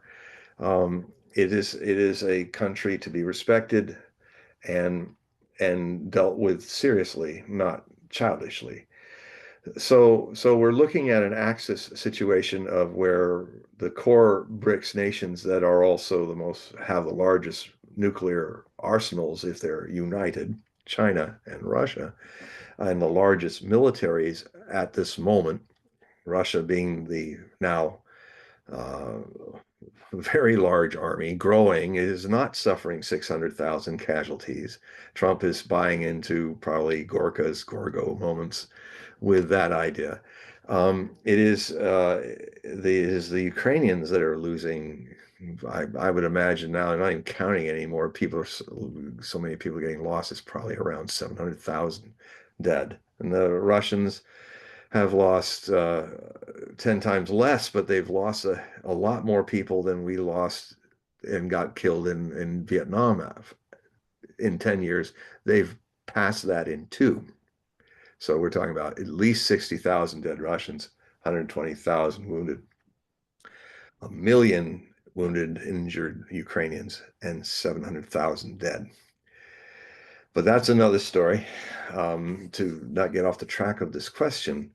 Um, So the Russian integrity of its border is the very reason why Russia has been forced to go to war in Ukraine, because what has happened since 1990, when the promise was made in the Bush senior administration with Gorbachev that if Gorbachev allowed it in the Cold War's ending, that Germany could reunite, a big thing for Russians to agree to, because the last time Germany was united, they lost 27.5 million people.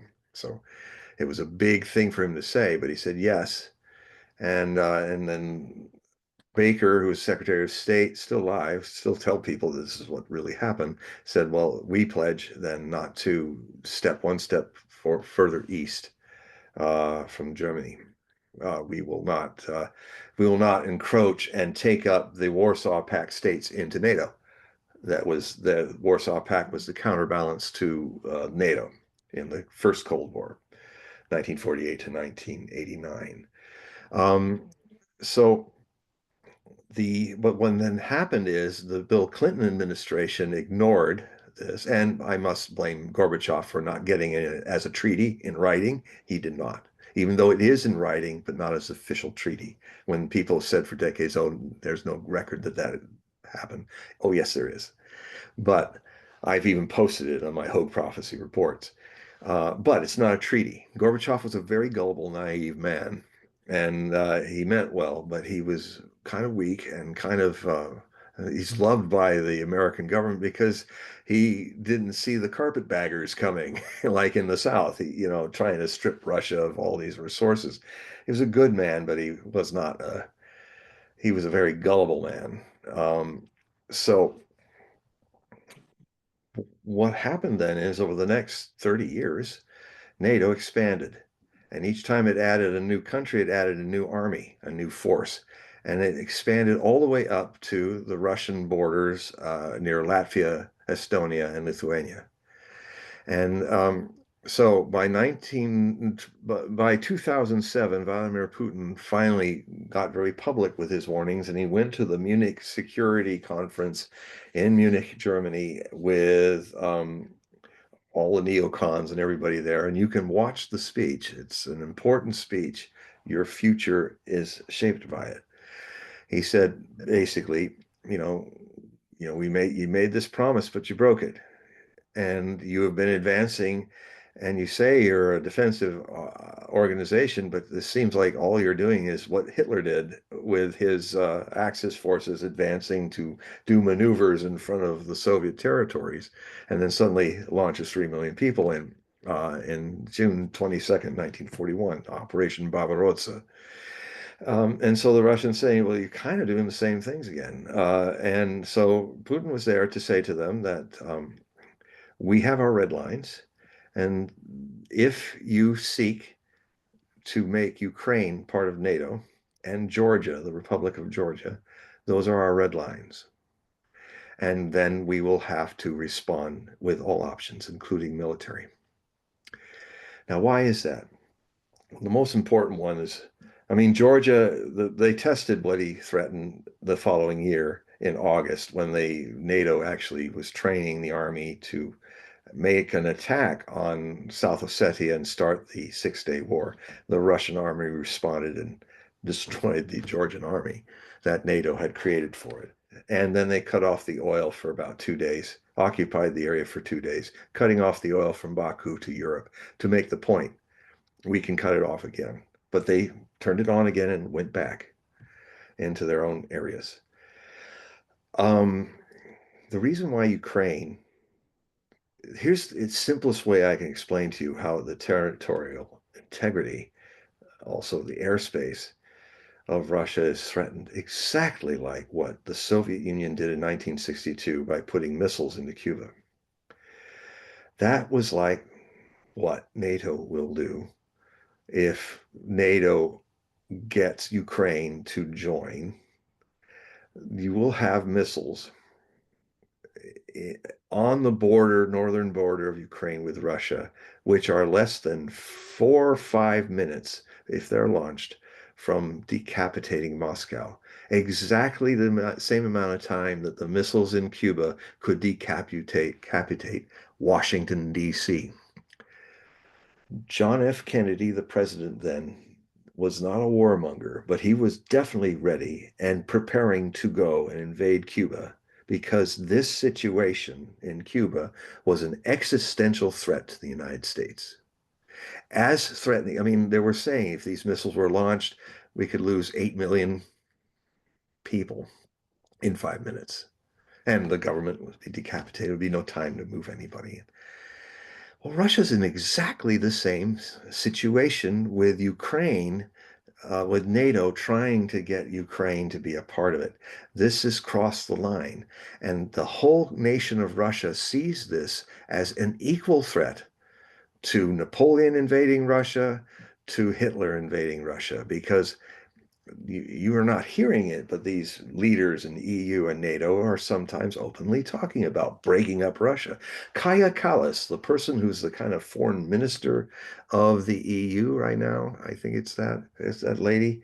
She's from Latvia, where they still celebrate the SS commandos and the SS people that murdered all the Jews in Latvia in a special Remembrance Day. They have no problem. They're all dressed in Nazi uniforms and stuff.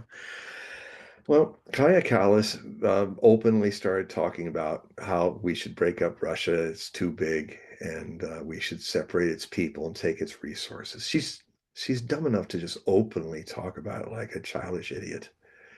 And she is the foreign minister of the EU now. You won't hear that. You won't hear that in CNN or Fox or these mediums, but you will hear it on the real news, so I contend. Um, so these things, so Russia, so Ukraine joining NATO means that NATO will have the ability to take out Russian government, 20 million Russians in 5 minutes. Um, how can you blame them? How can you blame them for not, if the Cuban Missile Crisis hadn't gone the way it went, on my birthday, the invasion, the bombardment by air, taking Cuba back to the Stone Age would have begun on my birthday. A few days later, the US vessels that were converging on Cuba would have invaded. What no one knew in the Kremlin or in Washington was that somebody in Soviet command structure had given Frog tactical nuclear weapon batteries on the beaches in Cuba the ability of colonel or battalion commander to launch upon the U.S. boats coming in and the ships that were disembarking those troops with nuclear weapons. The fleet would have been melted down. We would have struck back with something else. The Soviet Union would have taken Berlin. We fire our missiles. They fire us, and none of you would be alive to hear this warning. This country would have been a cinder. The Soviet Union and the United States would have started a nuclear winter, which would have killed 3/4 of the human race. Maybe Australia could grow some crops and New Zealand could grow some crops. But the pall, this ash kind of pall of all that blast effect, throwing up all that radioactive dust and smoke and fire debris, would have made the sunshine, even down in the best areas in the southern hemisphere, as bright as a full moon. The sun, as bright as a full moon, cannot grow crops. Nostradamus said after this war of the dreadful globes that would be fired by fleets flying over cities, the fire of the cities, good for their navigation. And the globes are the spherical device of the fission trigger that destroys an atomic, that implodes all around a fissile material hydrogen bomb. And he talked about at sunrise, the great fire would approach from the south and slowly move over the world. And if you understand nuclear weaponry, the first things that hit in Russia and hit in America are the southernmost. Moreover, Russia now has the Sarmat 2 and the Vanguard and other systems that are actually hypersonic. They fire south. They travel within 15 minutes over the South Pole and come up at Mach 27, 27 times the speed of sound. They come up from the south, fire from the south. They come up from the south where the nuclear weaponry and radar systems of the United States is pointed to a polar attack. But it doesn't matter because the Sarmat can glide around the radar signals and you can't find it. It's too fast. It launches 10 MIRV warheads, also maneuverable, that could have a yield of 700,000 kilotons or 1 megaton. And there are 400 of them, of those MIRV weapons already stationed. I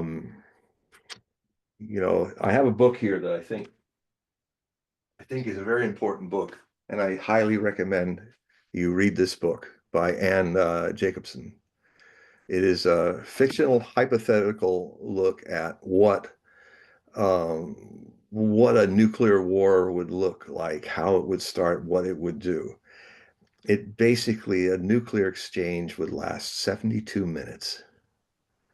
And it's a hard read, this, but I think anyone who's listening, get this book. And it is Nuclear War, a Scenario. Yeah, I listened to the audiobook of that, and it was kind of like shocking as it's Yeah, doing the countdown from yeah, the missile launch to when the actual impact. And yeah, it's written in a uh, uh, a timeline, yeah. and what our how our government reacts at certain points. It triggers an automatic Right, response. right, Yeah, and it's and already programmed. it's It's already there to launch itself. right. It's scary. It's scary, It and not takes not the only human that. element out of What it. she brings up in the book, she brings up a book that they don't really run through a simulation with the president. They No, they kind of inform verbally what it would be like, but they don't run through the simulation. So the president can never really understand all of these little milestones that take place in the decision before launching. yeah, Because sometimes, you know, if you're a little bit more experienced through something in your life, if you had a chance to redo it, I would go right instead of left, yeah, right. or right, because of experience. That's what experience Yeah. is. But they don't want the president to be No, experienced in a simulation of this, because then the president's going to start asking questions. Well, wait a minute, why is it this way? yeah. Because the deep state, this national security state, wants control. They want control of the decision making and of the Yeah, so that's why we got to get continuity these of people government. out. That's why these people have to be Yeah. fired because they're literally going to kill us and all life on this planet. And they're too dumb to understand that. They're So there's another question here. So same person is asking the question. oh, good. And for the ones that are listening on X Spaces, you can also just request to go on voice here, and Hmm. you can ask John your question uh, directly. But the typed question here is: please give your thoughts on the idea that Putin is envisioning a resurrection of a Russian empire by his military incursion into Ukraine. Well, I've kind of just answered that. The only reason why Putin is in Ukraine and the Russians are in Ukraine is that they're doing the opposite The this is why see, I've been on Russian television. I've experienced if you look in Russia, there's a lot more argument and discussion on Telegram chat. Just get on Telegram in Russia. Just start listening and then use a translator thing so you can listen to what they're saying. There, there's a lot more democracy going on in Russia than we have at all with our media. Um, when I go on Russia and when I criticize Putin, they don't censor me. I'm constantly censored in Western media, and I've been involved in Western media since 1987, doing over 300 documentaries in 4 continents, tens of thousands of radio shows. Um, I've seen it evolve, and I've seen actually the United States become more like the Soviet Union. And what I've also seen is Sture Johansson's prophecy at the end of the Cold War II, one. Um, he predicted that America would become more like the Soviet Union, and the Soviet Union becoming Russia would become more like America, more democratic, more open, more discussions, things happening. And that is my experience of Russia, because I don't stay in the bubble of CNN, the legacy media, Fox, and all these people who are just projecting the consider this point. I love your question because it's an important question. It's a question a lot of Americans ask. What is the empire goals of? Is Russia trying to create a new Russian empire? Um, well,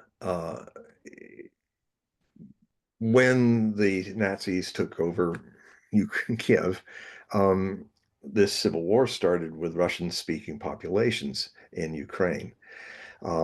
The 2 times Vladimir Putin and the Russians tried to negotiate a settlement that would keep Ukraine all ones together, but would allow Eastern and Western Ukrainians more autonomy, the oblasts, the provinces, that if the Western ones want to relate more to European industries and stuff, fine. Let the Eastern ones relate more to Russians because they're Russians. No problem. But the both Minsk one and two agreements that put a stop to the lot of violence twice to end the Civil War were supposed to be guaranteed by Angela Merkel and President Hollande of France. And what it came out after Russia had to finally save the Donbass people from an invasion that was about to be planned for March 10th, 2022, by the NATO trained forces of 360,000 Ukrainians on the border of the Donbass, Lugansk, and Donetsk provinces of Ukraine, which they were shelling.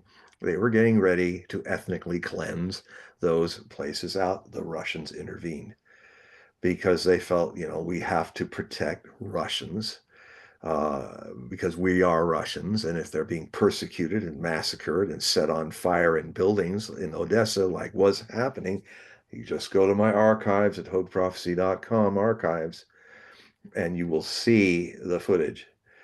Um, this they did not want to do this war, but they any more than we wanted to, and American people wanted to invade Cuba. But if you put the missiles there, you got a war, existential threat. So what ended up happening is Hollande and Merkel, former Chancellor of Germany, both admitted that all they were doing with Minsk 1 and 2 was not guaranteeing it would be brought out, but buying time for NATO to train the Ukrainian army and forces to attack Russia. And so they were lying to the Russians and lying about help bringing a negotiated peace. So, I mean, one of the best people to watch in Russian TV is he's kind of the Tucker Carlson of Russia. His name is Sluhoviev, and he lived in Alabama and speaks fluent uh, American, American, fluent English. I also watched him listening to Assad in an interview recently, and he apparently speaks fluent or understands Arabic as well. Um, anyway, he speaks really good English, and he said a simple mathematical issue. He said, why do people think that we are going to want to, how we even could occupy Europe? Europe is 600 million people. We have less than 150 million people in Russia. There is no way mathematically that we'd even want, let alone could, occupy and control such a vast area with so many people. You know, practical Russian. What are you guys talking about? Um, and then I'd ask you this in history. Name me any time in European history that Russia unilaterally decided to invade and conquer Europe. Now, they have been allied with other European kings to fight Napoleon in 8 coalitions, but they were part of a European alliance. I'm talking about what has there ever been a situation like Napoleon invading Russia and Hitler invading Russia that the Russians did to Europe? No, it's all one-sided. It's been going on since 1242 when the Teutonic Knights invaded Pskov and Novgorod, and the invasions have been coming ever since. Um, the Russians have no designs on Europe. Now, the reason why they were in Eastern Europe was because in the Cold War was because it became a Cold War. It didn't have to become a Cold War. And President Truman is probably more responsible for that because of his arrogant ignorance of the situation that created this situation. But it was a burden to the Russians. And frankly, remember, the Cold War was not won by us. The Russians got sick and tired of fighting it. They just got, because the burden of having all those European, Eastern European nations and all was just, they couldn't handle it anymore. So Gorbachev said to Reagan and Bush Sr., Vice President, he said, I'm going to take your enemy away from you. We decide not to fight this Cold War anymore. Now, what happened is the privatization that Gorbachev started to do with perestroika and glasnost was hastened the collapse of a system that could not take that change so rapidly. That was an implosion of the Soviet Union. We had nothing to do with it. Now, the Americans could afford to fight the Cold War, but the Russians couldn't. So they stopped. That is not a victory. That is a decision that I'm just not going to fight you anymore. You didn't knock me on the ground with a nuclear war, and I didn't knock you on the ground. I just got out of the ring and made peace. So, so the one of the greatest lies that the Western world is preaching to its people is that Russia is a threat to invade it. Again, show me where they've ever done it. I mean, there's one interesting story where it's the end of the war. Russia has lost 27.5 million people, 18,000 cities destroyed, 70,000 villages eradicated. They are on their knees, even though they won. And some of the generals came to Stalin after the war and said, "Hey, wouldn't this be a time to finish this problem once and for all? These Europeans constantly invading us. They nearly killed us this last time. Maybe we should just take them." This again are military people, and that is why civilian leaders should run countries and not generals like Ernest Lemay, who wanted to bomb Cuba and bomb the Soviet Union, thought we could win the war. And Kennedy, was watching this guy, and when he'd get out of the place, he'd just shake his head. And this guy's a nut. Well, unfortunately, in our country, a lot of the generals are just like Ernest Lemay, like that guy Buchanan, General Buchanan, who said before NATO very publicly when this problem with the missile, Ukraine missile crisis started, he pulled a LeMay. He made a statement. I have the quote. I'm just remembering in paraphrase, but he made the statement is, and he was very glib about it. We are ready. We are ready to launch a nuclear exchange against Russia, and we are confident that we will have little damage from it. He just basically, it's not exactly, this is a drift of what he was saying. Um, that was shocking. That man should be fired.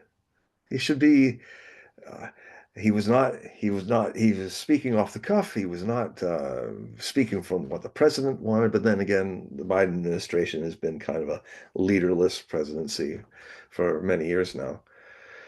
Um, so any idiot can get up and say something in the name of the presidency. Um, so basically um, I hate to say this, but and I've been in journalism a long time, but what I'm experiencing about mainstream media is whatever they say, consider it a projection of what they want, of what they think Russia's doing. And if they're saying the Russians are losing 600,000 men and they're tired and they're exhausted, why have they, why are they having, they don't have to call draft. They're getting 30,000 people a month volunteering. I have seen since this war start, the Russian army has built itself. When it started, it had 125,000 people invading Ukraine.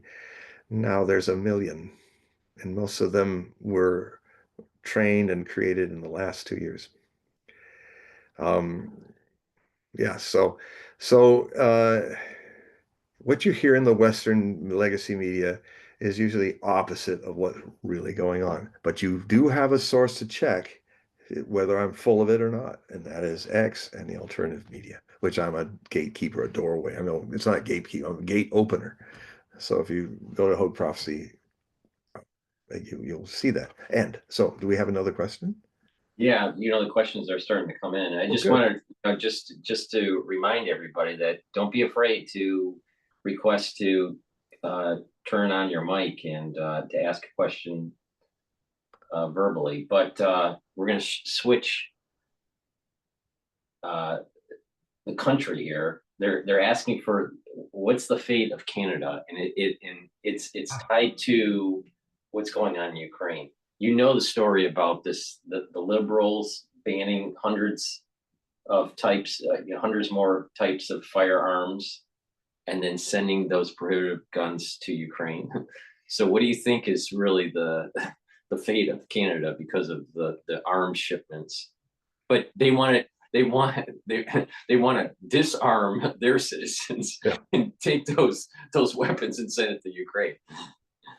As if a hunting rifle is going to help Ukraine. He might be able to shoot down a drone with it. I know the Russians are using hunting rifles, scat guns, to shoot down Ukrainian drones, but I mean, it's kind of pathetic. But yeah, well, I mean, Canada, I always thought that if things got too bad in the United States, that I could always count on the democracy of Canada to be fair with me and become an expatriate and become a Canadian if I had to.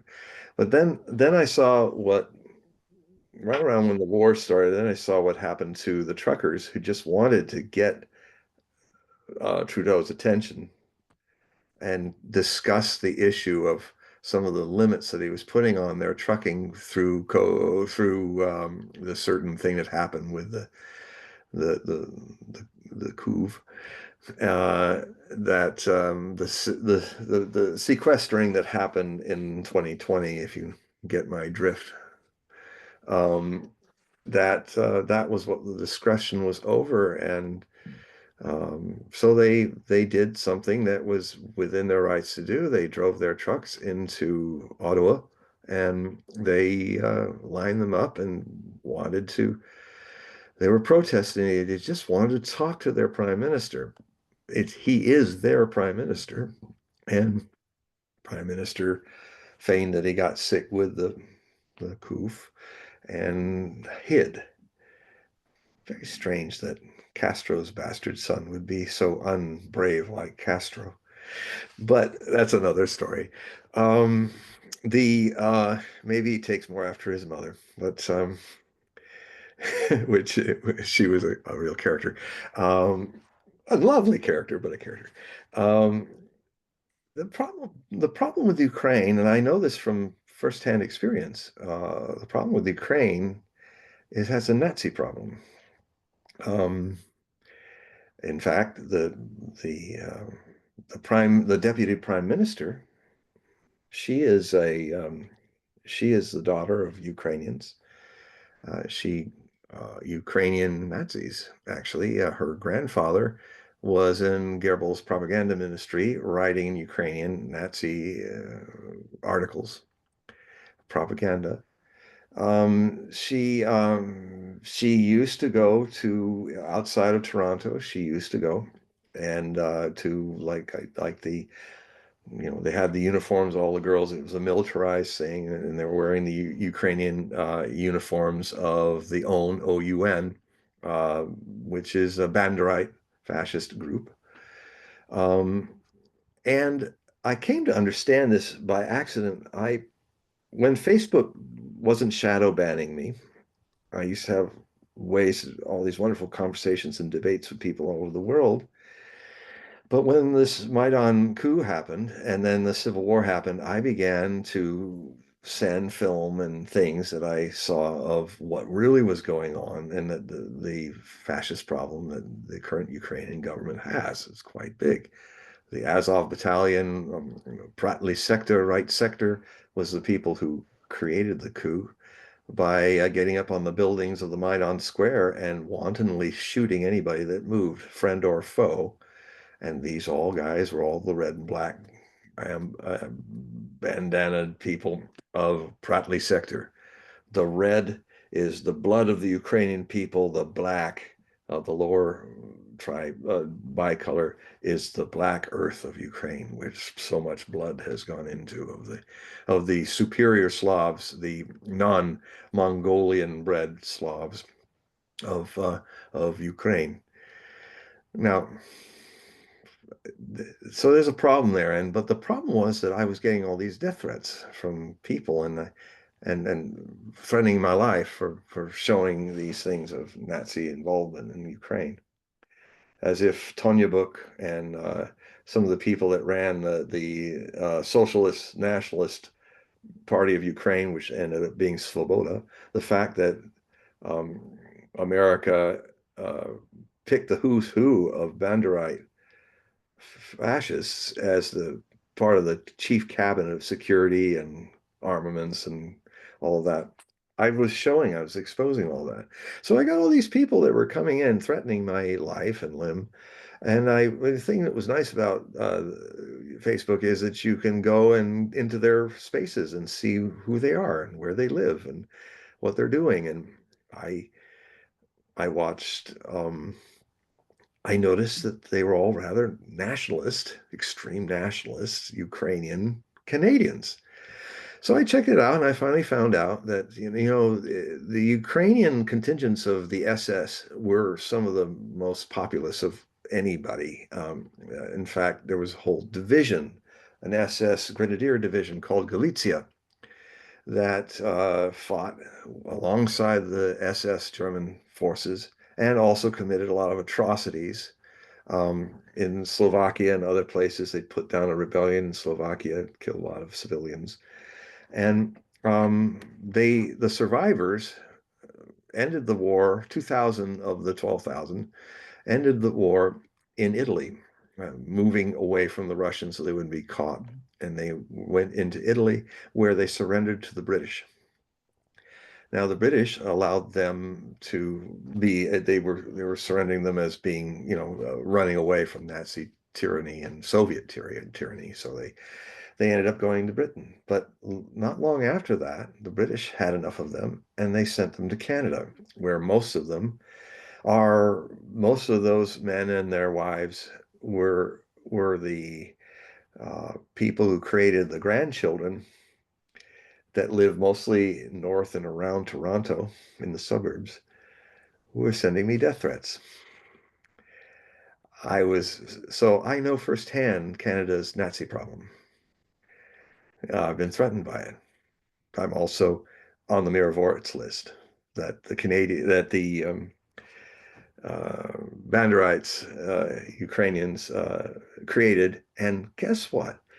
I wonder how they're able to broadcast so easily from far off war-torn Ukraine. The reason is there's a server in Langley, Virginia, in the CIA that helps the Miravorits be broadcast all over our country. Now, there's 80,000 people on the list now, but I was one of the early ones. So now I'm in a crowd, but a lot of my contacts, a lot of my sources, Scott Ritter is on the Miravorits list and others. So it's and Janet Egan, your deputy prime minister, was reared by Banderite fascists. So it didn't, I was wondering, because she was the one that was, he was Trudeau, I call him. Trudeau Bird was hiding out from feigning or possibly getting the coof. So he wouldn't talk to them because he was sick.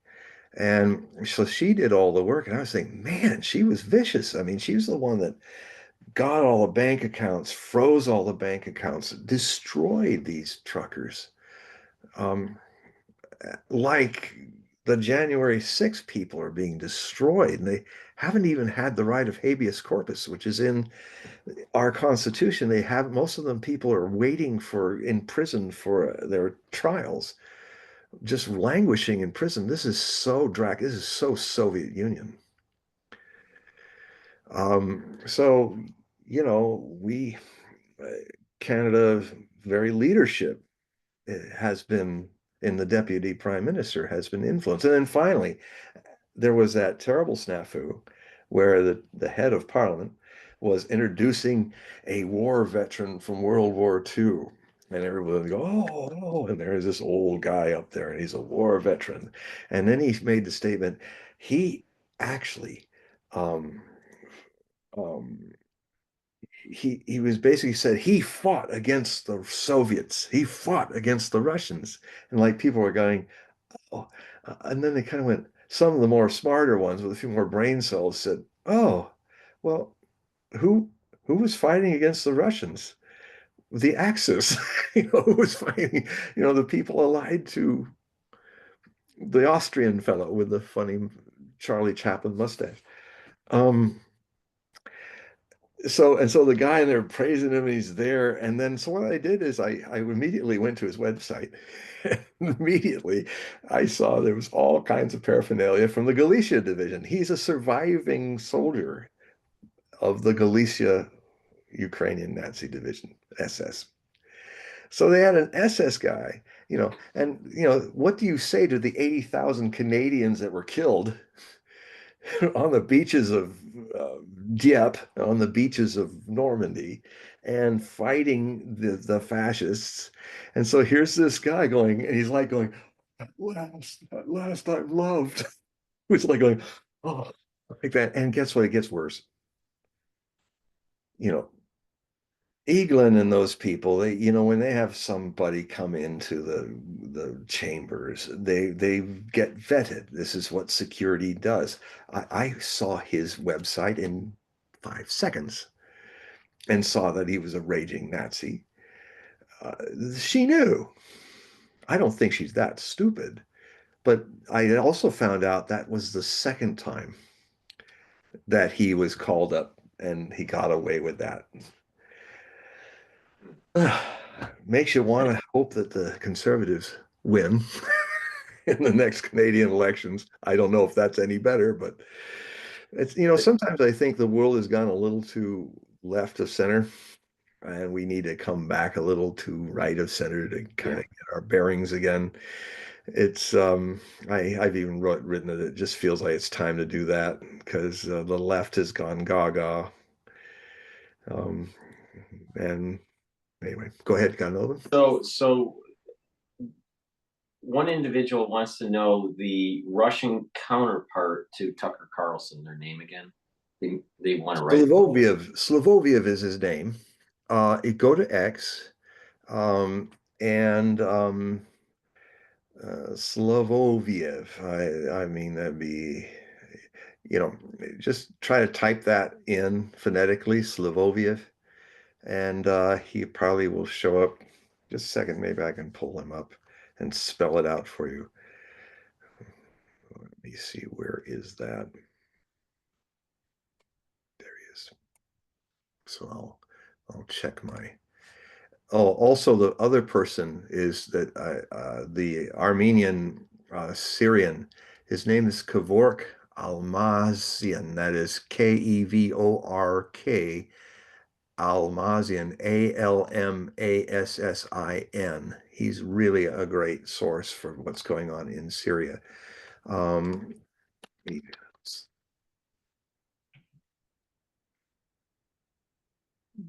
yeah, I think I got him. Let's see.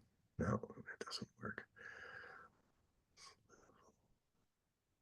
Oh, I know it's wrong.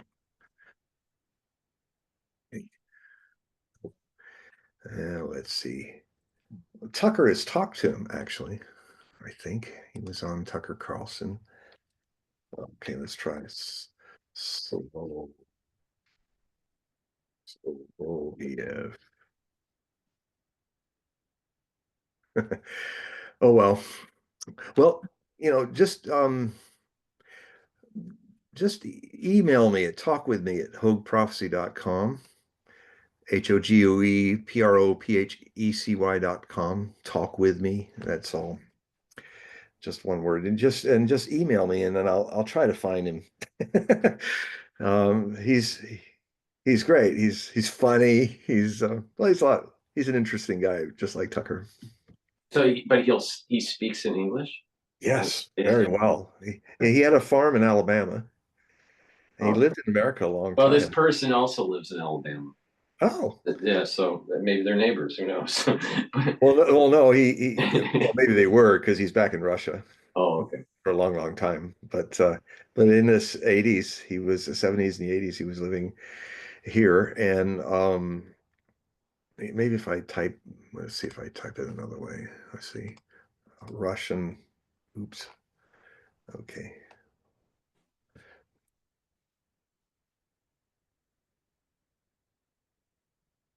Yeah, I just want to remind the audience, the ones that are going to be watching the recording on the channels and the ones that are listening on X Spaces, the next show that I do with John in about 2 weeks or so, we're also going to be doing not just the X Spaces call-in where you can ask questions, but we'll be doing a live video feed on my YouTube channel. Yes, I got him. Okay, good. It's Soloviev. That is, he's Jewish Russian, and it's Soloviev. And you'll see a whole bunch of an interesting spread on another really good person on X, which is Simplicius. That's Simplicius. He writes great essays. Is a good source of Russian situation. But yeah, there's a cross section here of Soloviev. Soloviev. There we go. So That's great. That's great. So we're already 2 hours and 20 minutes in to the show. I just want to remind the audience, make sure you click the link that's in the description box of the videos that I do with John. That link will take you to his website. You'll be able to purchase his periodicals and do a reading. This helps support his work. It's very important to support individuals that are sharing information. John spends a lot of effort in creating original content, so please help support him by clicking the link in the description box of this video and all the videos that I've done with John to go to his website and to purchase his products. So before we go, John, could you just kind of just briefly mention what's in the periodicals and about? yes, The other thing too, is also would like to say, if you type in John Hogue, Hogue, on Amazon.com, you'll get to see some of my 52 books that are available for sale. And then you can just go to my author page if you hit on John Hogue books, and then there'll be a little link on that, any one of those pages that will send you immediately to the author's page where you'll see a selection of my physical and e-books. So, well, basically, the Hogue Prophecy Report, it roughly comes in at the end of one month and the beginning of another. And it's so this year I will have published about 78 articles for the whole year, and that's more than one a week. And they're fully illustrated. And what I do is I send them as a PDF file on your email. It's a little lower tech than a lot of things, but it's easy. But I do it to protect my free speech and allow me to get my messages out to you. So, it's, I basically look at the trends of the world from a prophetic point of view. That's what I contribute into this as a prophecy scholar, and also somebody who makes accurate forecasts for a long time, all documented. And so you would be it's $5 a month if you do automatic payment. It's um, it's $60 for a single payment. If you go to Hogue Prophecy right now, in the link that he has, it's kind of an archive, so it's a little delayed. It's got stuff from May. Um, but if you go into that, you will find the instructions on how you can join. And actually, Paul has that here in his page as well. So, and so that's one thing I do. The other thing I do is I do private readings. I mean, you can see me as you see me right now. Yeah, well, sorry for the people who are on the audio, but soon that will change next week. You will see me in my office behind me, and this is where I also do one-on-one readings, where um, I take my reading of the world and I take it into giving a reading for you as an individual. So um, that's usually, there's a lot of spaces available for December still before they all flood in. So check it out. What will happen is you'll click on the email there, and that the ad will show. And because I get a ton of email, because I'm wide open, I got it wide open, so I no none of the censors censor for me. So I get hundreds of emails. A lot of it's junk, but so be sure to write Hogue reading on the subject line, because in the flurry of all the snowfall of different mail, I will see that. I'll immediately get back to you as soon as I see it and give you the instructions and the payment instructions, and how and what we do in the reading. Basically, it's about 90 minutes or more. It has an astrological aspect, which you can get a free chart from astro.com, so you don't have to pay more for the chart. And I do a little astrology with the aspectarians as well in it. And then which the Astro.com has a great design for that. It's very easy to read. And then I also will pull out sometimes the Osho Zen Tarot deck, and I will do a very unusual way of doing the Celtic Cross, where if any card in the process of doing the Celtic cross is saying go deeper, I will take that card out and do a whole different Celtic cross on it. And it's like digging with the cards. And then maybe a third time, it doesn't always happen, but sometimes it happens. And then suddenly you get to a third Celtic cross, and it's just like all the stuff is coming together. I don't know how it happens. It's amazing. You get all these cards in front of you. You're spontaneously moving your hands, and suddenly, one theme is just coming out completely in a spread of cards. It's quite miraculous. So anyway, yeah. So those are the things. So I hope you consider it. Yeah, please, individuals, click the link in the description box of this video, and that will take you to John's website directly. And we're going to be doing this in 2 weeks or so, and we're going to do a live stream in YouTube, and hopefully we'll get a little bit more sophisticated with our our operation here. Well, they were But great it's a lot of questions. buttons to click to do it. Yeah, well, there were great questions. Thank all of you who were listening and those of you who typed in and gave questions. I love, it's one of my favorite things. Like when I on Coast to Coast, my favorite time on Coast to Coast is doing questions and answers. Actually, I'll be on 31st of December. I will do my predictions for 2025 on Coast from 10 to 12 midnight Pacific. Great. That's another place. You can ask me there, but you can always ask me every other week here. Okay, well, Oh, very good. We're gonna wrap it up here, but thank you for the ones that are on X Spaces for listening the whole time and thank you. asking your questions. And next time when we do the call in on X Spaces, the next show, you can type it in, but also don't be afraid to just request to have your mic on and ask a question that way. It's a great way to interact. The whole idea that we're trying to build here is this more interaction with the audience. Yeah. So thank you very much for listening. So let me close down the spaces before I close down the Bye, video. everybody. All right. Okay, so let me end this.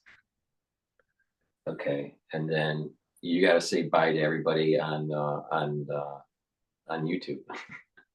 Bye bye, everybody on YouTube. Thank you. Okay, let me stop the recording here.